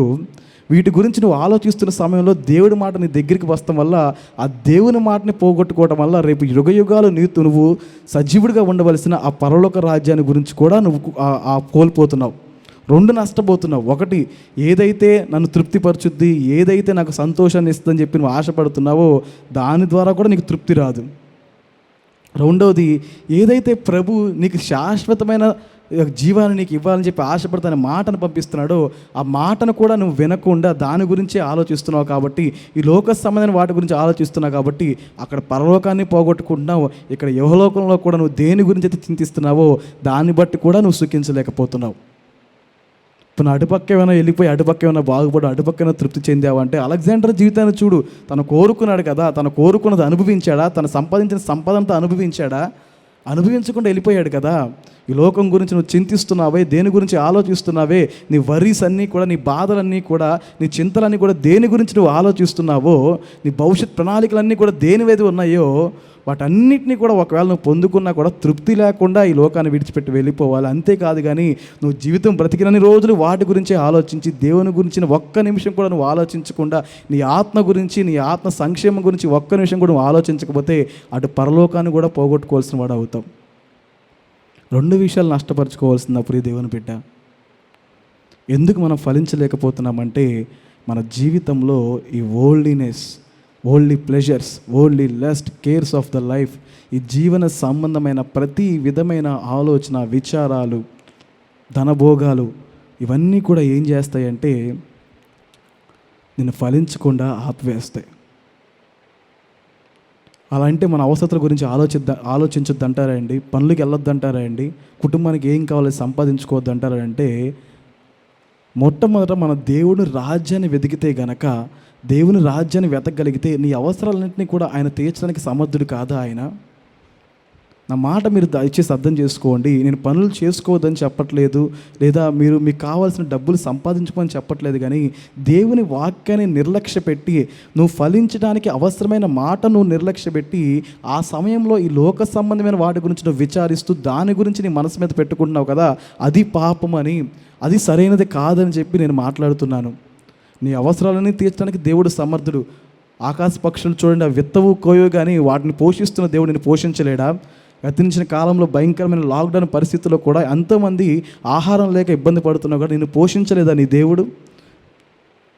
అడవి పువ్వును చూస్తే అవి దానికి ఎంతో సౌందర్యాన్ని ఇచ్చిన దేవుడు నీ అవసరాలన్నీ కూడా ఆయన తీర్చలేడా? ఆయన నీకు అన్నీ ఇస్తాడు. ఆయన ఏం కోరుకుంటాడంటే, నువ్వు మొట్టమొదట దేవుని నీతిని, ఆయన రాజ్యాన్ని నువ్వు వెతకాలని చెప్పి ఆయన ఆశపడుతున్నాడు. నిజమైన ఆశీర్వాదం ఈ లోకంలో అంటూ ఏది లేదు కాదని, నిజమైన ఆశీర్వాదం పరలోకంలో ఉందండి. ఆయన ప్రకటన గ్రంథంలో చెప్తాడు కదా, జయించిన వారికి అని అంటూ ఒక లిస్టే ఆయన ఇస్తాడు. అవి నిజమైన ఆశీర్వాదాలు. అందుకే ఆయన కొలసీలిక పత్రికలు అంటాడు, మీరు పైనున్న వాటిని వెతకాలి, మీ మనసు భూ సంబంధమైన వాటి మీద కాదు కానీ పైనున్న వాటిని వెతకండి అని అంటాడు ఆయన. మనం ఎందుకు పిలువబడ్డామంటే మనం ఫలించాలి. మనం ఫలించడం కోసమే ఆయన మనల్ని పిలిచాడు కదా. ఫలించలేకపోయినా ఉండడానికి గల మొట్టమొదటి ఆటంకం మనకు అర్థమవుతుంది. మనలో ఈ ముళ్ళ పొదలు ఎక్కువైపోయి. ఏంటి ఈ ముళ్ళ పొదలు అంటే ఐహిక విచారాలు. నేను ఎలాగ నా కుటుంబాన్ని పోషించుకుంటాను, ఎలాగ నా బిడ్డలను పెంచుతాను, ఇది ఎలాగా అది ఎలాగా అని చెప్పి ఇలాగ అనేకమైన విచారాలు, అనేకమైన చింతలు మనకు కలిగి ఉండాల్సిన అవసరం లేదండి. మన చింత యావత్తు కూడా ఆయన మీద మోసి ముందు ఆయన చిత్తాన్ని ఏంటో, ఆయన నీతిని, ఆయన రాజ్యాన్ని వెతకగలిగితే కనుక మీకు మాట చెప్తాను వినండి. మనం షాప్కి వెళ్తాం కదా, షాప్కి వెళ్ళినప్పుడు ఏమైనా సరే ఒక వస్తువు కనుక్కుంటాం అనుకోండి, వాళ్ళు ఏం చెప్తారు? ఏమండి ఇది కొంటే ఇది ఫ్రీగా ఇస్తారని చెప్తారా లేదా? ఇది కొంటే ఇది ఫ్రీగా ఇస్తారని చెప్తారు. మనం ఏమంటాం? మన ఎట్లాంటి వాళ్ళం అంటే, ముందు నాకు ఆ ఫ్రీ వస్తువు ఇవ్వు అని అంటాం. ఎవడని ఇస్తాడు అలాగా? మన మనసంతా కూడా ఆ ఫ్రీ వస్తువు మీదే ఉంటుంది. ఆ ఫ్రీ వస్తువు మీద ఉంటుందా? ఆయన ఏం చెప్తాడో కొట్టైనా, ఏమండి మీరు ఈ వస్తువు కొనుక్కుంటే మీకు ఆ ఫ్రీగా వచ్చేస్తుంది, మీరు దాని గురించి ఇంకా అడగక్కర్లేదు, మీరు దాని గురించి బాధపడాల్సిన అవసరం లేదు. మనం కష్టపడాల్సింది, మనం వెతకాల్సింది ఏంటంటే ఆయన రాజ్యాన్ని వెతకాలి. ఆయన నీతిని మనం వెతికితే ఆటోమేటిక్గా నువ్వు అడగకపోయినా ఆ ఫ్రీ నీ వెనకాల వస్తుంది. ఏంటి ఆ ఫ్రీ అంటే, నీకేం కావాలో, నీ ఆహారమా, నీ వస్త్రమా, నీ పోషణ, నీ బిడ్డల జీవితమా, నీ అవసరతలన్నీ కూడా ఫ్రీ. ఇవన్నీ బోనస్. నువ్వు అడగక్కర్లా. నువ్వు అడుగు వాటికంటే, ఊహించే వాటికంటే కూడా అత్యధికంగా ఆయన నీకు ఇచ్చే దేవుడు అయి ఉన్నాడు కదా. కేవలం ఆయన నీతిని, ఆయన రాజ్యాన్ని మనం వెతకగలిగితే, మన మనసు ఆయన వాక్యం మీద ఉండగలిగితే కనుక పంపబడిన ఆ మాట ద్వారా మనం ఫలించడానికి అవకాశం ఉంటుంది. హల్లెలూయా. మొట్టమొదటిది ఏంటంటే, ఈ లోక సంబంధమైన ధనభోగాలు కానీ, ఐహిక విచారాలు కానీ గనక నీ హృదయంలో పెరుగుతున్నాయి అంటే, అవి ఎక్కువైపోతున్నాయంటే, నీ మనసంతా వాటి గురించి ఆలోచన పెరిగిపోతుందంటే కనుక జాగ్రత్త, మనం ఫలించలేదు అనే అర్థం అనమాట. రెండో విషయం మనం చూద్దామా? మత్తయి సువార్త 13వ అధ్యాయము. మత్తయి సువార్త 13వ అధ్యాయంలో ఒక ఉపమానం ప్రభు చెప్తాడు. 13వ అధ్యాయం 24 నుంచి 30 వచనాలు ఉన్నాయి. మీరు చదవక్కర్లేదుగా నేను చెప్తానండి. 24 నుంచి 30 వచనాల్లో అక్కడ ఒక ఉపమానం ప్రభు చెప్తాడనమాట. మనందరికీ తెలిసిన ఉపమానం ఏంటంటే, ఒక యజమానుడు ఉన్నాడంట, తన పొలంలో గోధుమ గింజలు వేసాడు. సరే, అవి చక్కగా కూడా మొలకెత్తడానికి సమయం వస్తుంది. అందరూ కూడా ఎదురు చూస్తున్నారు, పనివారు కూడా ఎదురు చూస్తున్నారు. మన యజమానుడు గోధుమ గింజలు వేసాడు పొలంలో, అవి మొలకలు ఎత్తుతున్నాయి. చక్కగా ఈ కోతకు వస్తే కనుక అవి రెడీ అయిపోయినప్పుడు, చక్కగా మంచి రంగు వచ్చినప్పుడు అవన్నీ కూడా మనం కట్ చేసేద్దామని చెప్పి ఆయన మిగతా పనులందరూ కూడా ఆశపడుతున్నాడు అనమాట. కానీ అవి ఫలించే సమయానికల్లా ఏం జరిగిందంటే చూద్దామా? 26వ వచనం, మత్తయి సువార్త 13వ అధ్యాయం 26వ వచనం చూద్దామా? మొలకలు పెరిగి గింజ పట్టినప్పుడు గురుగులు కూడా అగుపడెను. హల్లెలూయా. చక్కగా వీళ్ళందరూ ఏమి ఆశపడుతున్నారు? మన యజమానుడు గోధుమలు వేసాడు కదరా, గోధుమ గింజలు వేసాడు కదా, అవి మొలకలు పెరిగాయి, చక్కగా కోత వచ్చేస్తుంది, మనం కోసేద్దాము, గోధుమలు వస్తాయని చెప్పి ఆశపడుతున్నప్పుడు ఫలించే సమయానికల్లా కూడా ఏం కనిపించాయంటే వాళ్ళకి గురుగులు కూడా కనిపించాయంట. వీటితో పాటు సమానంగా కనిపించాయి. వీటితో పాటు సమానంగా గోధుమలతో పాటు సమానంగా గురుగులు కూడా పెరుగుతున్నాయి. మొట్టమొదట నువ్వు ఫలించకుండా ఉండటానికి ఆటంకము కొన్ని ఆశలు అయితే గనక, రెండవదిగా కొంతమంది మనుషులు నీకు కనపడతారు. వీళ్ళెవరు తెలుసా? నీతో పాటు సమానంగా పెరుగుతారు. నువ్వు వింటూ ఉంటావు ఈ మాటలు, నీకేమైందిరా, వాళ్ళు చర్చికి వెళ్తారు కదా, వాళ్ళు చూడు ఎలా ఉన్నారో, వాళ్ళు అన్ని చోట్లకి వస్తారు, ఎక్కడికి పడితే అక్కడ అంటారు, ఏది పడితే అది చేస్తారు, కానీ నువ్వే ఎందుకు ఇలాగ ముడుచుకుని ఉంటావు, నువ్వే ఎందుకు ఇలాగా ఒక రిజర్వ్డ్గా ఉంటావు ఎందుకని చెప్పి మీతో చాలామంది అంటూ ఉంటారు కదా. వాళ్ళని చూసినప్పుడేమో పేరుకు మాత్రమే క్రైస్తవులుగా ఉండి, పేరుకు మాత్రమే మందిరానికి వెళ్తూ ఉంటారు, కానీ సకలం లోకమంతా కూడా వాళ్ళ కనపడుతూ ఉంటుంది. అన్నిట్లో వాళ్ళు ఉంటారు, అన్ని చోట్ల వాళ్ళు ఉంటారు. కానీ జీవితాలు చూసినప్పుడు ఎలా ఉంటాయంటే, డబ్బుల పరంగా చూసినా లేదా వేరే పరంగా చూసినా వాళ్ళు ఎందుకు ఆశీర్వదించబడతారు. ఏమండి, నాతో పాటే ఆఫీసులో పనిచేస్తాడండి, వాడు చర్చికి వెళ్తాడండి, వాడేమో రోజు రోజుకి లంచాలు తీసుకుని మంచి మేళ్ళ మీద మేడలు, మిద్రి మీద మిద్రి కట్టేస్తున్నాడండి. ఈ గురుగులు నీతో పాటే సమానంగా పెరుగుతాయి. కొన్నిసార్లు వాటిని చూసినప్పుడు నీకు ఏమనిపిస్తుందంటే, మనమే సరిగ్గా భక్తి చేయట్లేదేమో, వాడు వెళ్ళే రూటే కరెక్టేనేమో అనిపిస్తూ ఉంటాయి కదా. ఇవన్నీ కూడా ఏంటనంటే, గురుగులకి ఏం పేరు పెట్టాడంటే ఆయన, చూడండి 13వ అధ్యాయం, మత్తయి సువార్త 13వ అధ్యాయం 40-41 వచనాలు చూద్దామా? 13:40. గురుగులు ఎలాగ కూర్చబడి అగ్నిలో కూల్చవేయబడినో అలాగే యుగ సమాప్తి యందు జరుగును. 41.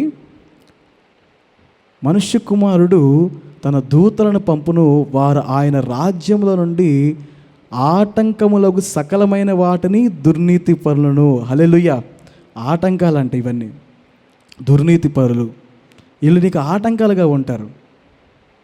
నీతో పాటే పెరుగుతారు, నీతో పాటే మందిరంలో ఉంటారు, నీతో పాటు మేము క్రిస్టియన్సే రా, మేము చర్చికి వెళ్తాము, ఇలా చేస్తే ఏం కాదులే, నువ్వు అలా వెళ్తే ఏం కాదులే అంటారు. నీకు అనిపిస్తుంది ఇదేంటయ్యా, నేను చక్కగా భక్తి చేస్తాను, నేను చక్కగా ప్రార్థన చేసుకుంటాను, ఏదో నా భక్తి జీవితం నేను చేసుకున్నాను, కానీ వాడిని చూస్తేనేమో దినదినము వాడు డబ్బు పరంగా ఆశీర్వదించబడుతున్నాడు, లేదా వాడు లంచాలు తీసుకుంటూ అలా చేస్తూ అన్ని పనులు వాడు చేస్తున్నాడు. నేను కానీ అవన్నీ చేయకుండా నేను బిగబట్టుకుంటున్నా కూడా నా జీవితం ఎప్పుడు ఎందుకు ఇలాగ ఉండిపోతుంది?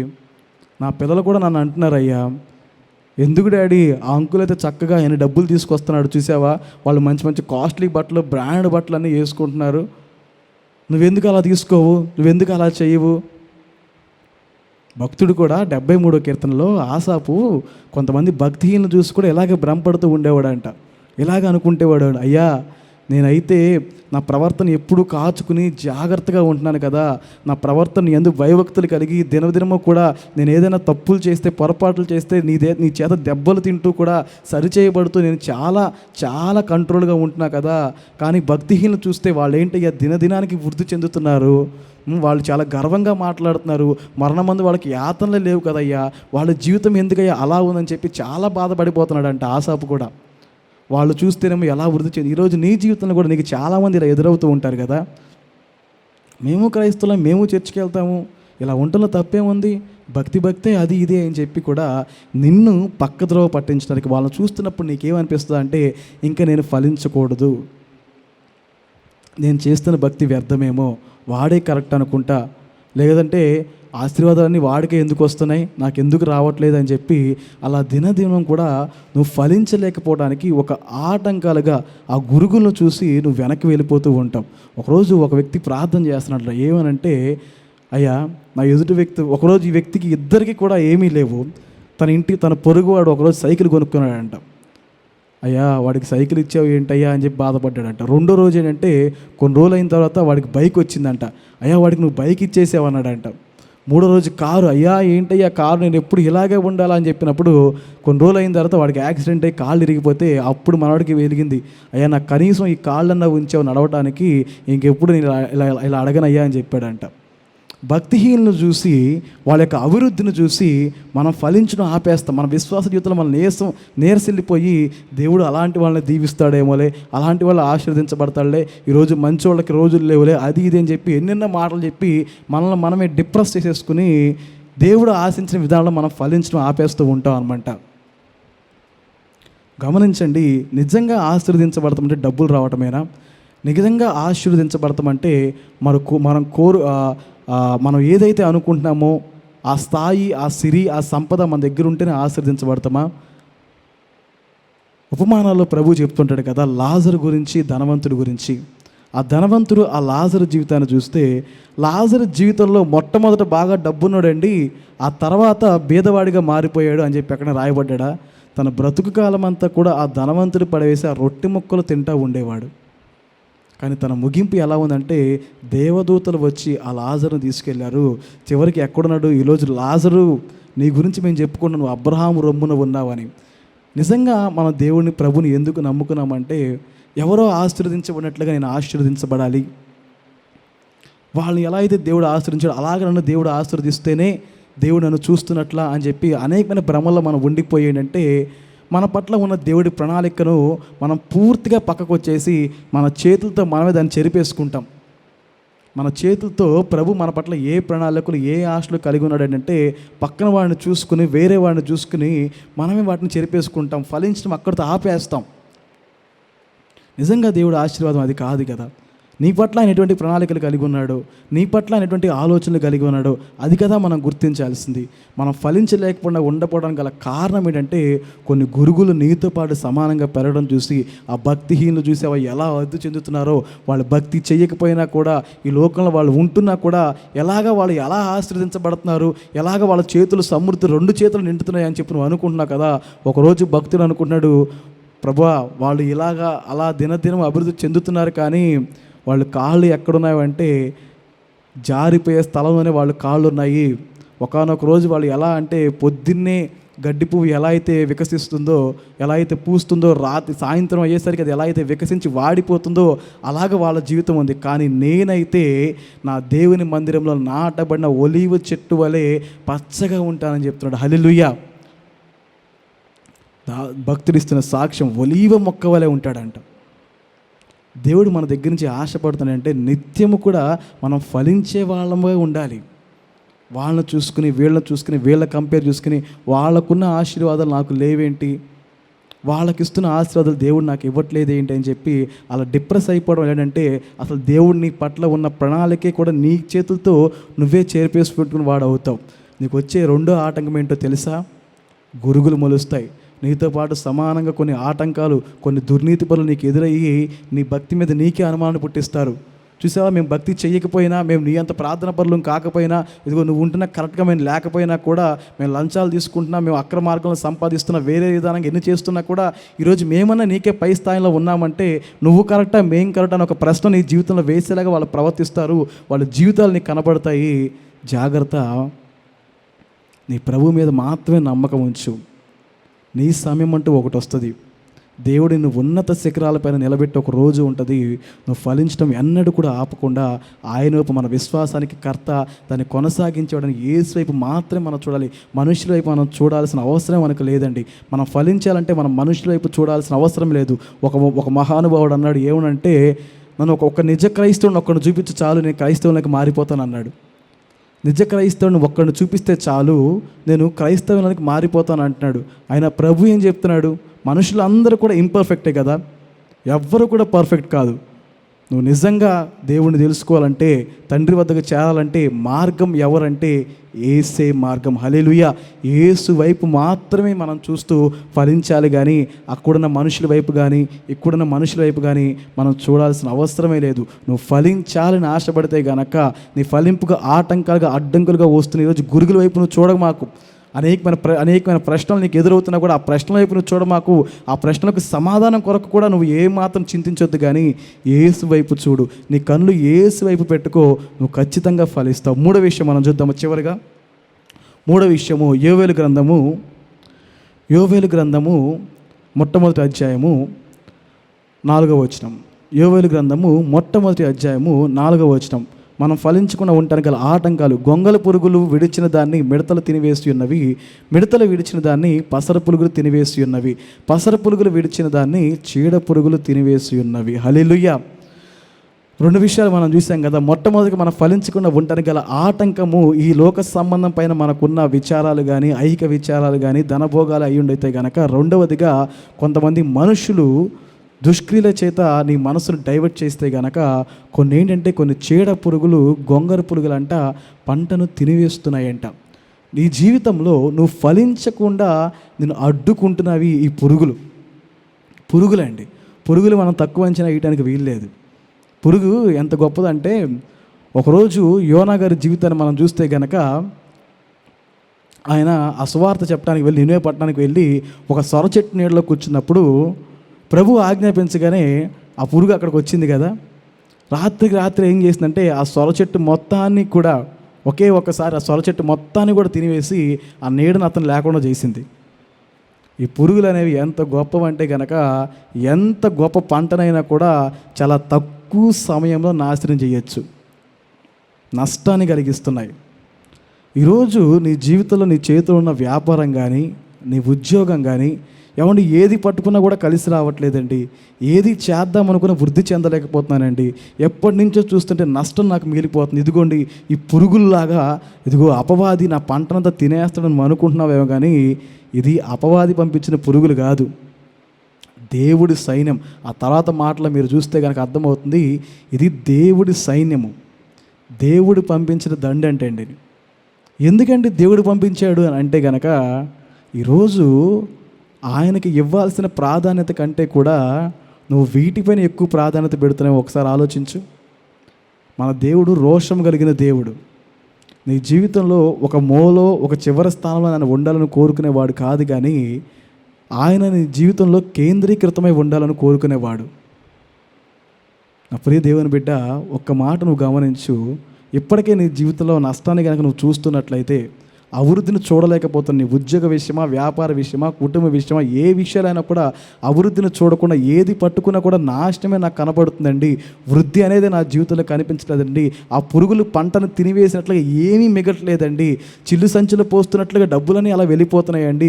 వృద్ధే నాకు లేదని నువ్వు అనుకుంటున్నావంటే నీ నష్టానికి గల కారణం ఏంటంటే దేవుని కంటే కూడా నువ్వు ప్రాధాన్యత వాటికి ఇస్తున్నావేమో, వాటిపై నీ మనసు పెడుతున్నావేమో.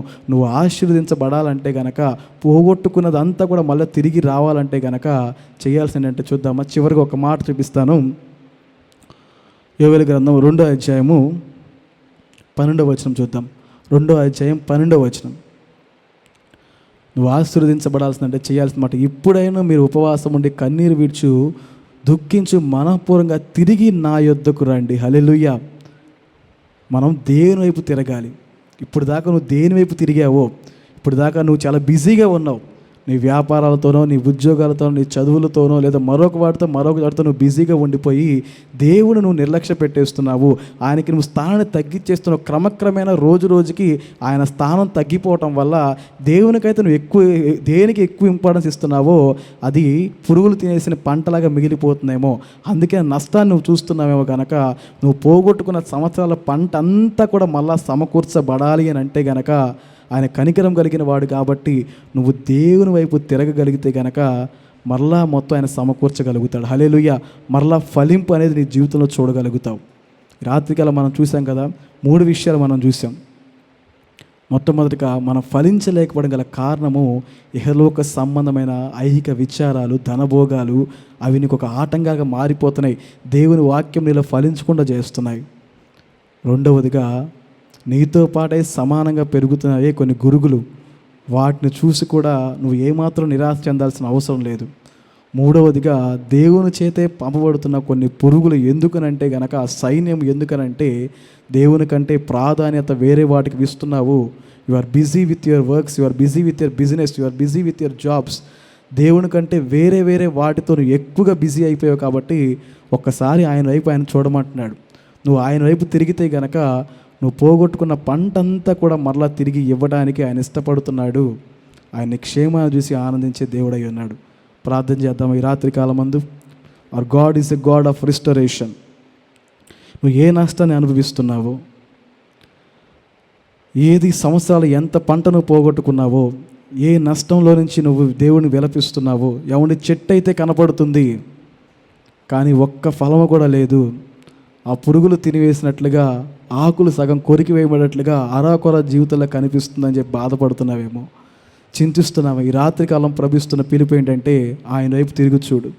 నువ్వు ఆయన వైపు తిరిగి చూస్తే కనుక అది ఎంత నష్టమైనా కూడా, ఎన్ని సంవత్సరాల నుంచి నువ్వు పోగొట్టుకున్న పంట అయినప్పటికీ కూడా తిరిగి మరలా నీకు ఇవ్వగలిగిన దేవుడు ఆయన. He can restore. నువ్వు పోగొట్టుకున్నదంతా కూడా, నువ్వు నష్టపరుచుకున్నదంతా కూడా మరలా ప్రభు నీకు ఇవ్వగలిగిన వాడు. నువ్వు ఫలించాలన్నదే ఆయన ఉద్దేశం. ఎందుకు ఫలించలేకపోతున్నావో, వాటికి ఆటంకాలేంటో ఈ రాత్రి కాలం ముందు ప్రభు నీకు చూపించాడు కదా. వాటిని నువ్వు ఒప్పుకోగలవా? పరిశుద్ధాత్మ దేవుడు నీ హృదయంలో పెట్టిన ఆ మాట నువ్వు ఒప్పుకోగలవా? అది నిజమేనయ్యా, అది నిజమే, నీ మాటతో నేను ఏకీభవిస్తున్నాను, నీ మాటతో నేను సమ్మతిస్తున్నాను. అవును, నా జీవితంలో ఫలించాలన్నదే కదా ప్రభువా నా అత్యుత్తమైన గోల్, నా అల్టిమేట్ గోల్. నన్ను ఎందుకు నువ్వు ఏర్పాటు చేసుకున్నావు? ఎందుకు నువ్వు ఆశీర్వదిస్తున్నావు?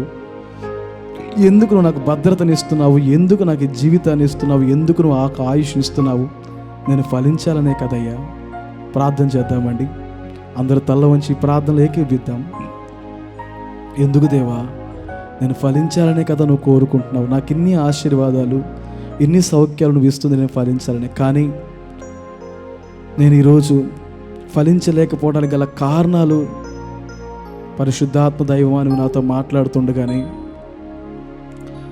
ఇది నా హృదయంలో ఉండటం నీకు ఇష్టం కాదని, దీనివల్ల నేను ఎదగలేకపోతున్నానని, దీనివల్లే నా ఆధ్యాత్మిక జీవితంలో ప్రభువా నువ్వు కోరుకుంటున్నట్లుగా నేను జీవించలేకపోతున్నానని నాకు అర్థమవుతుంది. నువ్వు మాట్లాడుతూ ఉండగానే నేను ఒప్పుకుంటానయ్యా, నేను విడిచిపెడతాను ఈ లోక సంబంధమైన విచారాలపైన, ధనభోగాలపైన మనస్సు లేకుండా నా సమస్త అవసరతలు తీర్చగలిగిన వాడవని నీ వైపే నేను చూస్తాను. మొట్టమొదటి నీ నీతిని, నీ రాజ్యాన్ని వెదకలో నేను నేర్చుకుంటానయ్యా. నీ మాటకు లోబడతానయ్యా. అయ్యా, భక్తిహీనుల యొక్క అభివృద్ధిని చూసి, భక్తిహీనుల యొక్క వాళ్ళ యొక్క దినదినము వాళ్ళ వృద్ధి చెందుతుందని చూసి నేను ఏమాత్రము కూడా నా మనసులో కలత చెందక, నా భక్తి విషయమై నా దేవుణ్ణి ప్రశ్నించే వాడిని ఉండక నీ వైపే నా కళ్ళు ఎత్తుతాను, కానీ మనుషుల వైపు నేను చూడనయ్యా. నా విశ్వాసానికి కర్తవు నువ్వే, దాన్ని ముగించేవాడు కూడా నువ్వే. కాబట్టి నీ వైపు నేను చూస్తూ ముందుకు సాగిపోతాను, నేను ఫలిస్తాను. ప్రభువా, నీకంటే వేరే వాటికి ప్రాధాన్యత ఇచ్చి నేను పోగొట్టుకున్నది చాలు. ఈ రోజుతో నా నష్టానికి ముగింపు పలకాలి. ఈ రోజుతో నేను పోగొట్టుకున్నది చాలయ్యా. నువ్వు మరలా నీ చెయ్యి చాపి నీ సైన్యాన్ని వెనక్కి పిలువు నాయన. నేను ఒప్పుకుంటున్నాను ప్రభా, నీకు స్థానాన్ని నేను నీకు వెనక్కి స్థానం ఇచ్చాను, నీకు చివరి స్థానాన్ని ఇచ్చాను. నా పనుల్లో పడి, నా వ్యాపారంలో పడి, నా చదువుల్లో పడిపోయి నేను వెనక్కి నెట్టి వేశాను. నేను ఈ రాత్రి కాలం ముందే ఒప్పుకుంటున్నాను అయ్యా. ఇక నుంచి నీకు ప్రథమ స్థానం ఇస్తాను. ఇక నుంచి కూడా రేయి మొదటి జామునే ప్రభు నేను కలుసుకుంటాను. నా జీవితంలో ప్రథమమైన వాడు నీవు. I give first importance to you అని చెప్పి ప్రభు దగ్గర నువ్వు ఒప్పుకోగలిగితే ఏవేవైతే నీ జీవితంలో పోగొట్టుకున్నావు వాటన్నిటిని కూడా ఈ రాత్రి కాలం ముందే సమకూర్చి నీ కొరకు దేవుడు ఇవ్వగలిగిన వాడు. అందరం ప్రార్థన చేద్దాము. హల్లెలూయా, హల్లెలూయా, హల్లెలూయా, హల్లెలూయా, హల్లెలూయా. పరిశుద్ధుడా, ప్రేమగల రాజా, నీకు స్తోత్రం చెల్లిస్తున్నాం తండ్రి. మీరు మమ్మల్ని ఏర్పాటు చేసుకుంది, మీరు మమ్మల్ని పిలిచింది, మీరు మమ్మల్ని ఆశీర్వదిస్తుంది నీలో ఫలించాలి అన్న ఒకే ఒక ఉద్దేశం చేతే నాయన మీరు మాకు ఆజ్ఞాపించారు కూడా. ఫలించని ప్రతి చెట్టు, ప్రతి తీగ కూడా నాలో నుంచి పెరికి వేస్తాను. గుదిగో గొడ్డలి చెట్టు వేరు నేను పెట్టబడి ఉంది. ఏ చెట్టు అయితే ఫలించదో నరికి వేయబడడానికి సిద్ధముగా ఉన్నదని ప్రభా నువ్వు ఆజ్ఞాపించావు. నీ హెచ్చరికలు కూడా నువ్వు ఇస్తున్నావు ప్రభా. మేము దినదినము నీ వాక్యములు ఫలించాలి, విశ్వాసములు ఫలించాలి, పరిశుద్ధతలో ఫలించాలని చెప్పి నువ్వు ఆశ కలిగి ఉన్నావు కదా ప్రభా. ఎప్పటికీ మరగుజ్జులైన పిల్లల వల్ల మేము ఉండకుండా, ఇంకా మూలపాఠాల విషయం మీద మేము ఆధారపడి జీవించే వాళ్ళమే మేము ఉండకుండా ప్రభా, నువ్వు ఏదైతే మా దగ్గర నుంచి కోరుకుంటున్నావో, ఏదైతే ఆశపడుతున్నావో ప్రభా, అది అయ్యా నీకు అర్పించే వారంగా మేము ఉండాలి ప్రభా. నువ్వు అనేకమైన సార్లు నువ్వు నీ విందుశాలకు తీసుకెళ్ళి అనేకమైన శ్రేష్టమైన పదార్థాలతో మమ్మల్ని తృప్తిపరుస్తున్నావు. కానీ నిన్ను మా ఉద్యానవనకు మేము తీసుకురాగలిగిన శక్తి కానీ, ఆ సామర్థ్యం కానీ, ధైర్యం కానీ మేము చేయలేకపోతున్నాం. నా ప్రియుడు నా ఉద్యానవనంకి వచ్చి తన ఇష్టమైన ఫలాలు భుజించును అని చెప్పలేకపోతున్నామంటే అది మా జీవితంలో కనపడట్లేదు నాయన. ఈ రాత్రి కాలం అందే మేము ఒప్పుకుంటున్నామయ్యా. మేము ఫలించలేకుండా పోవడానికి ఉన్న ఆటంకాలు ప్రభువా మీరు మాకు చూపిస్తుండగా ప్రతి ఒక్కటిని కూడా మేము ఒప్పుకొని విడిచిపెడుతున్నాం ప్రభా. వీటి నుంచి ప్రభా దూరం అవడానికి మాకు శక్తినిమ్మని ప్రార్థన చేస్తున్నాం. ఎంతమంది బిడ్డలైతే నాయన నీ సన్నిధిలో యథార్థంగా ఒప్పుకొని నేను ఫలించాలి నాయన, నిన్ను సంతోష పెట్టాలి, తండ్రి మహిమపరచబడాలి, నేను ఫలించడం ద్వారా తండ్రి మహిమపరచబడతానని ఆశ కలిగి తండ్రి మహిమ కొరక ఎవరైతే సమర్పించుకుని రాత్రికి అందు ప్రార్థన చేస్తున్నారో అటువంటి వారి హస్తాలను నువ్వు చూస్తున్నావు, అటువంటి వారి హృదయాలను నువ్వు చూస్తున్నావు. నీ నామం పరిశుద్ధపరచబడినట్లుగా, నీ నామం మహింపరచబడినట్లుగా, ఇది మొదలుకొని వారి జీవితాలు వాళ్ళు ఫలించేవారుగా ఉన్నట్లుగా మీరు ఆశీర్వదించమని ప్రార్థన చేస్తున్నాం నాయన. అలాగే మా దేశాన్ని ప్రభా, మా రాష్ట్రాన్ని కరోనా వైరస్ నుంచి మేము విడుదల దయచేయండి ప్రభా. అనేక మంది ప్రభా ఈ వ్యాధి చేత బాధపడుతున్నారు. ఒక్కసారి నీ గాయపడిన హస్తంతో మీరు తాకండి ప్రభా, మీరు విడుదల దయచేయండి, మీరు విముక్తిని దయచేయమని ప్రార్థన చేస్తున్నాం నాయన. జరిగిన ప్రతి విధమైన కార్యక్రమం బట్టి నీకు వందనాలు చెల్లిస్తూ ప్రభా, సమస్త మహిమ ఘనత ప్రభా నీ నామానికి ఆరోపించుకోమని యేసు పరిశుద్ధ నామాలు అడిగి వేడుకుంటున్నాం పరమ తండ్రి. ఆమేన్.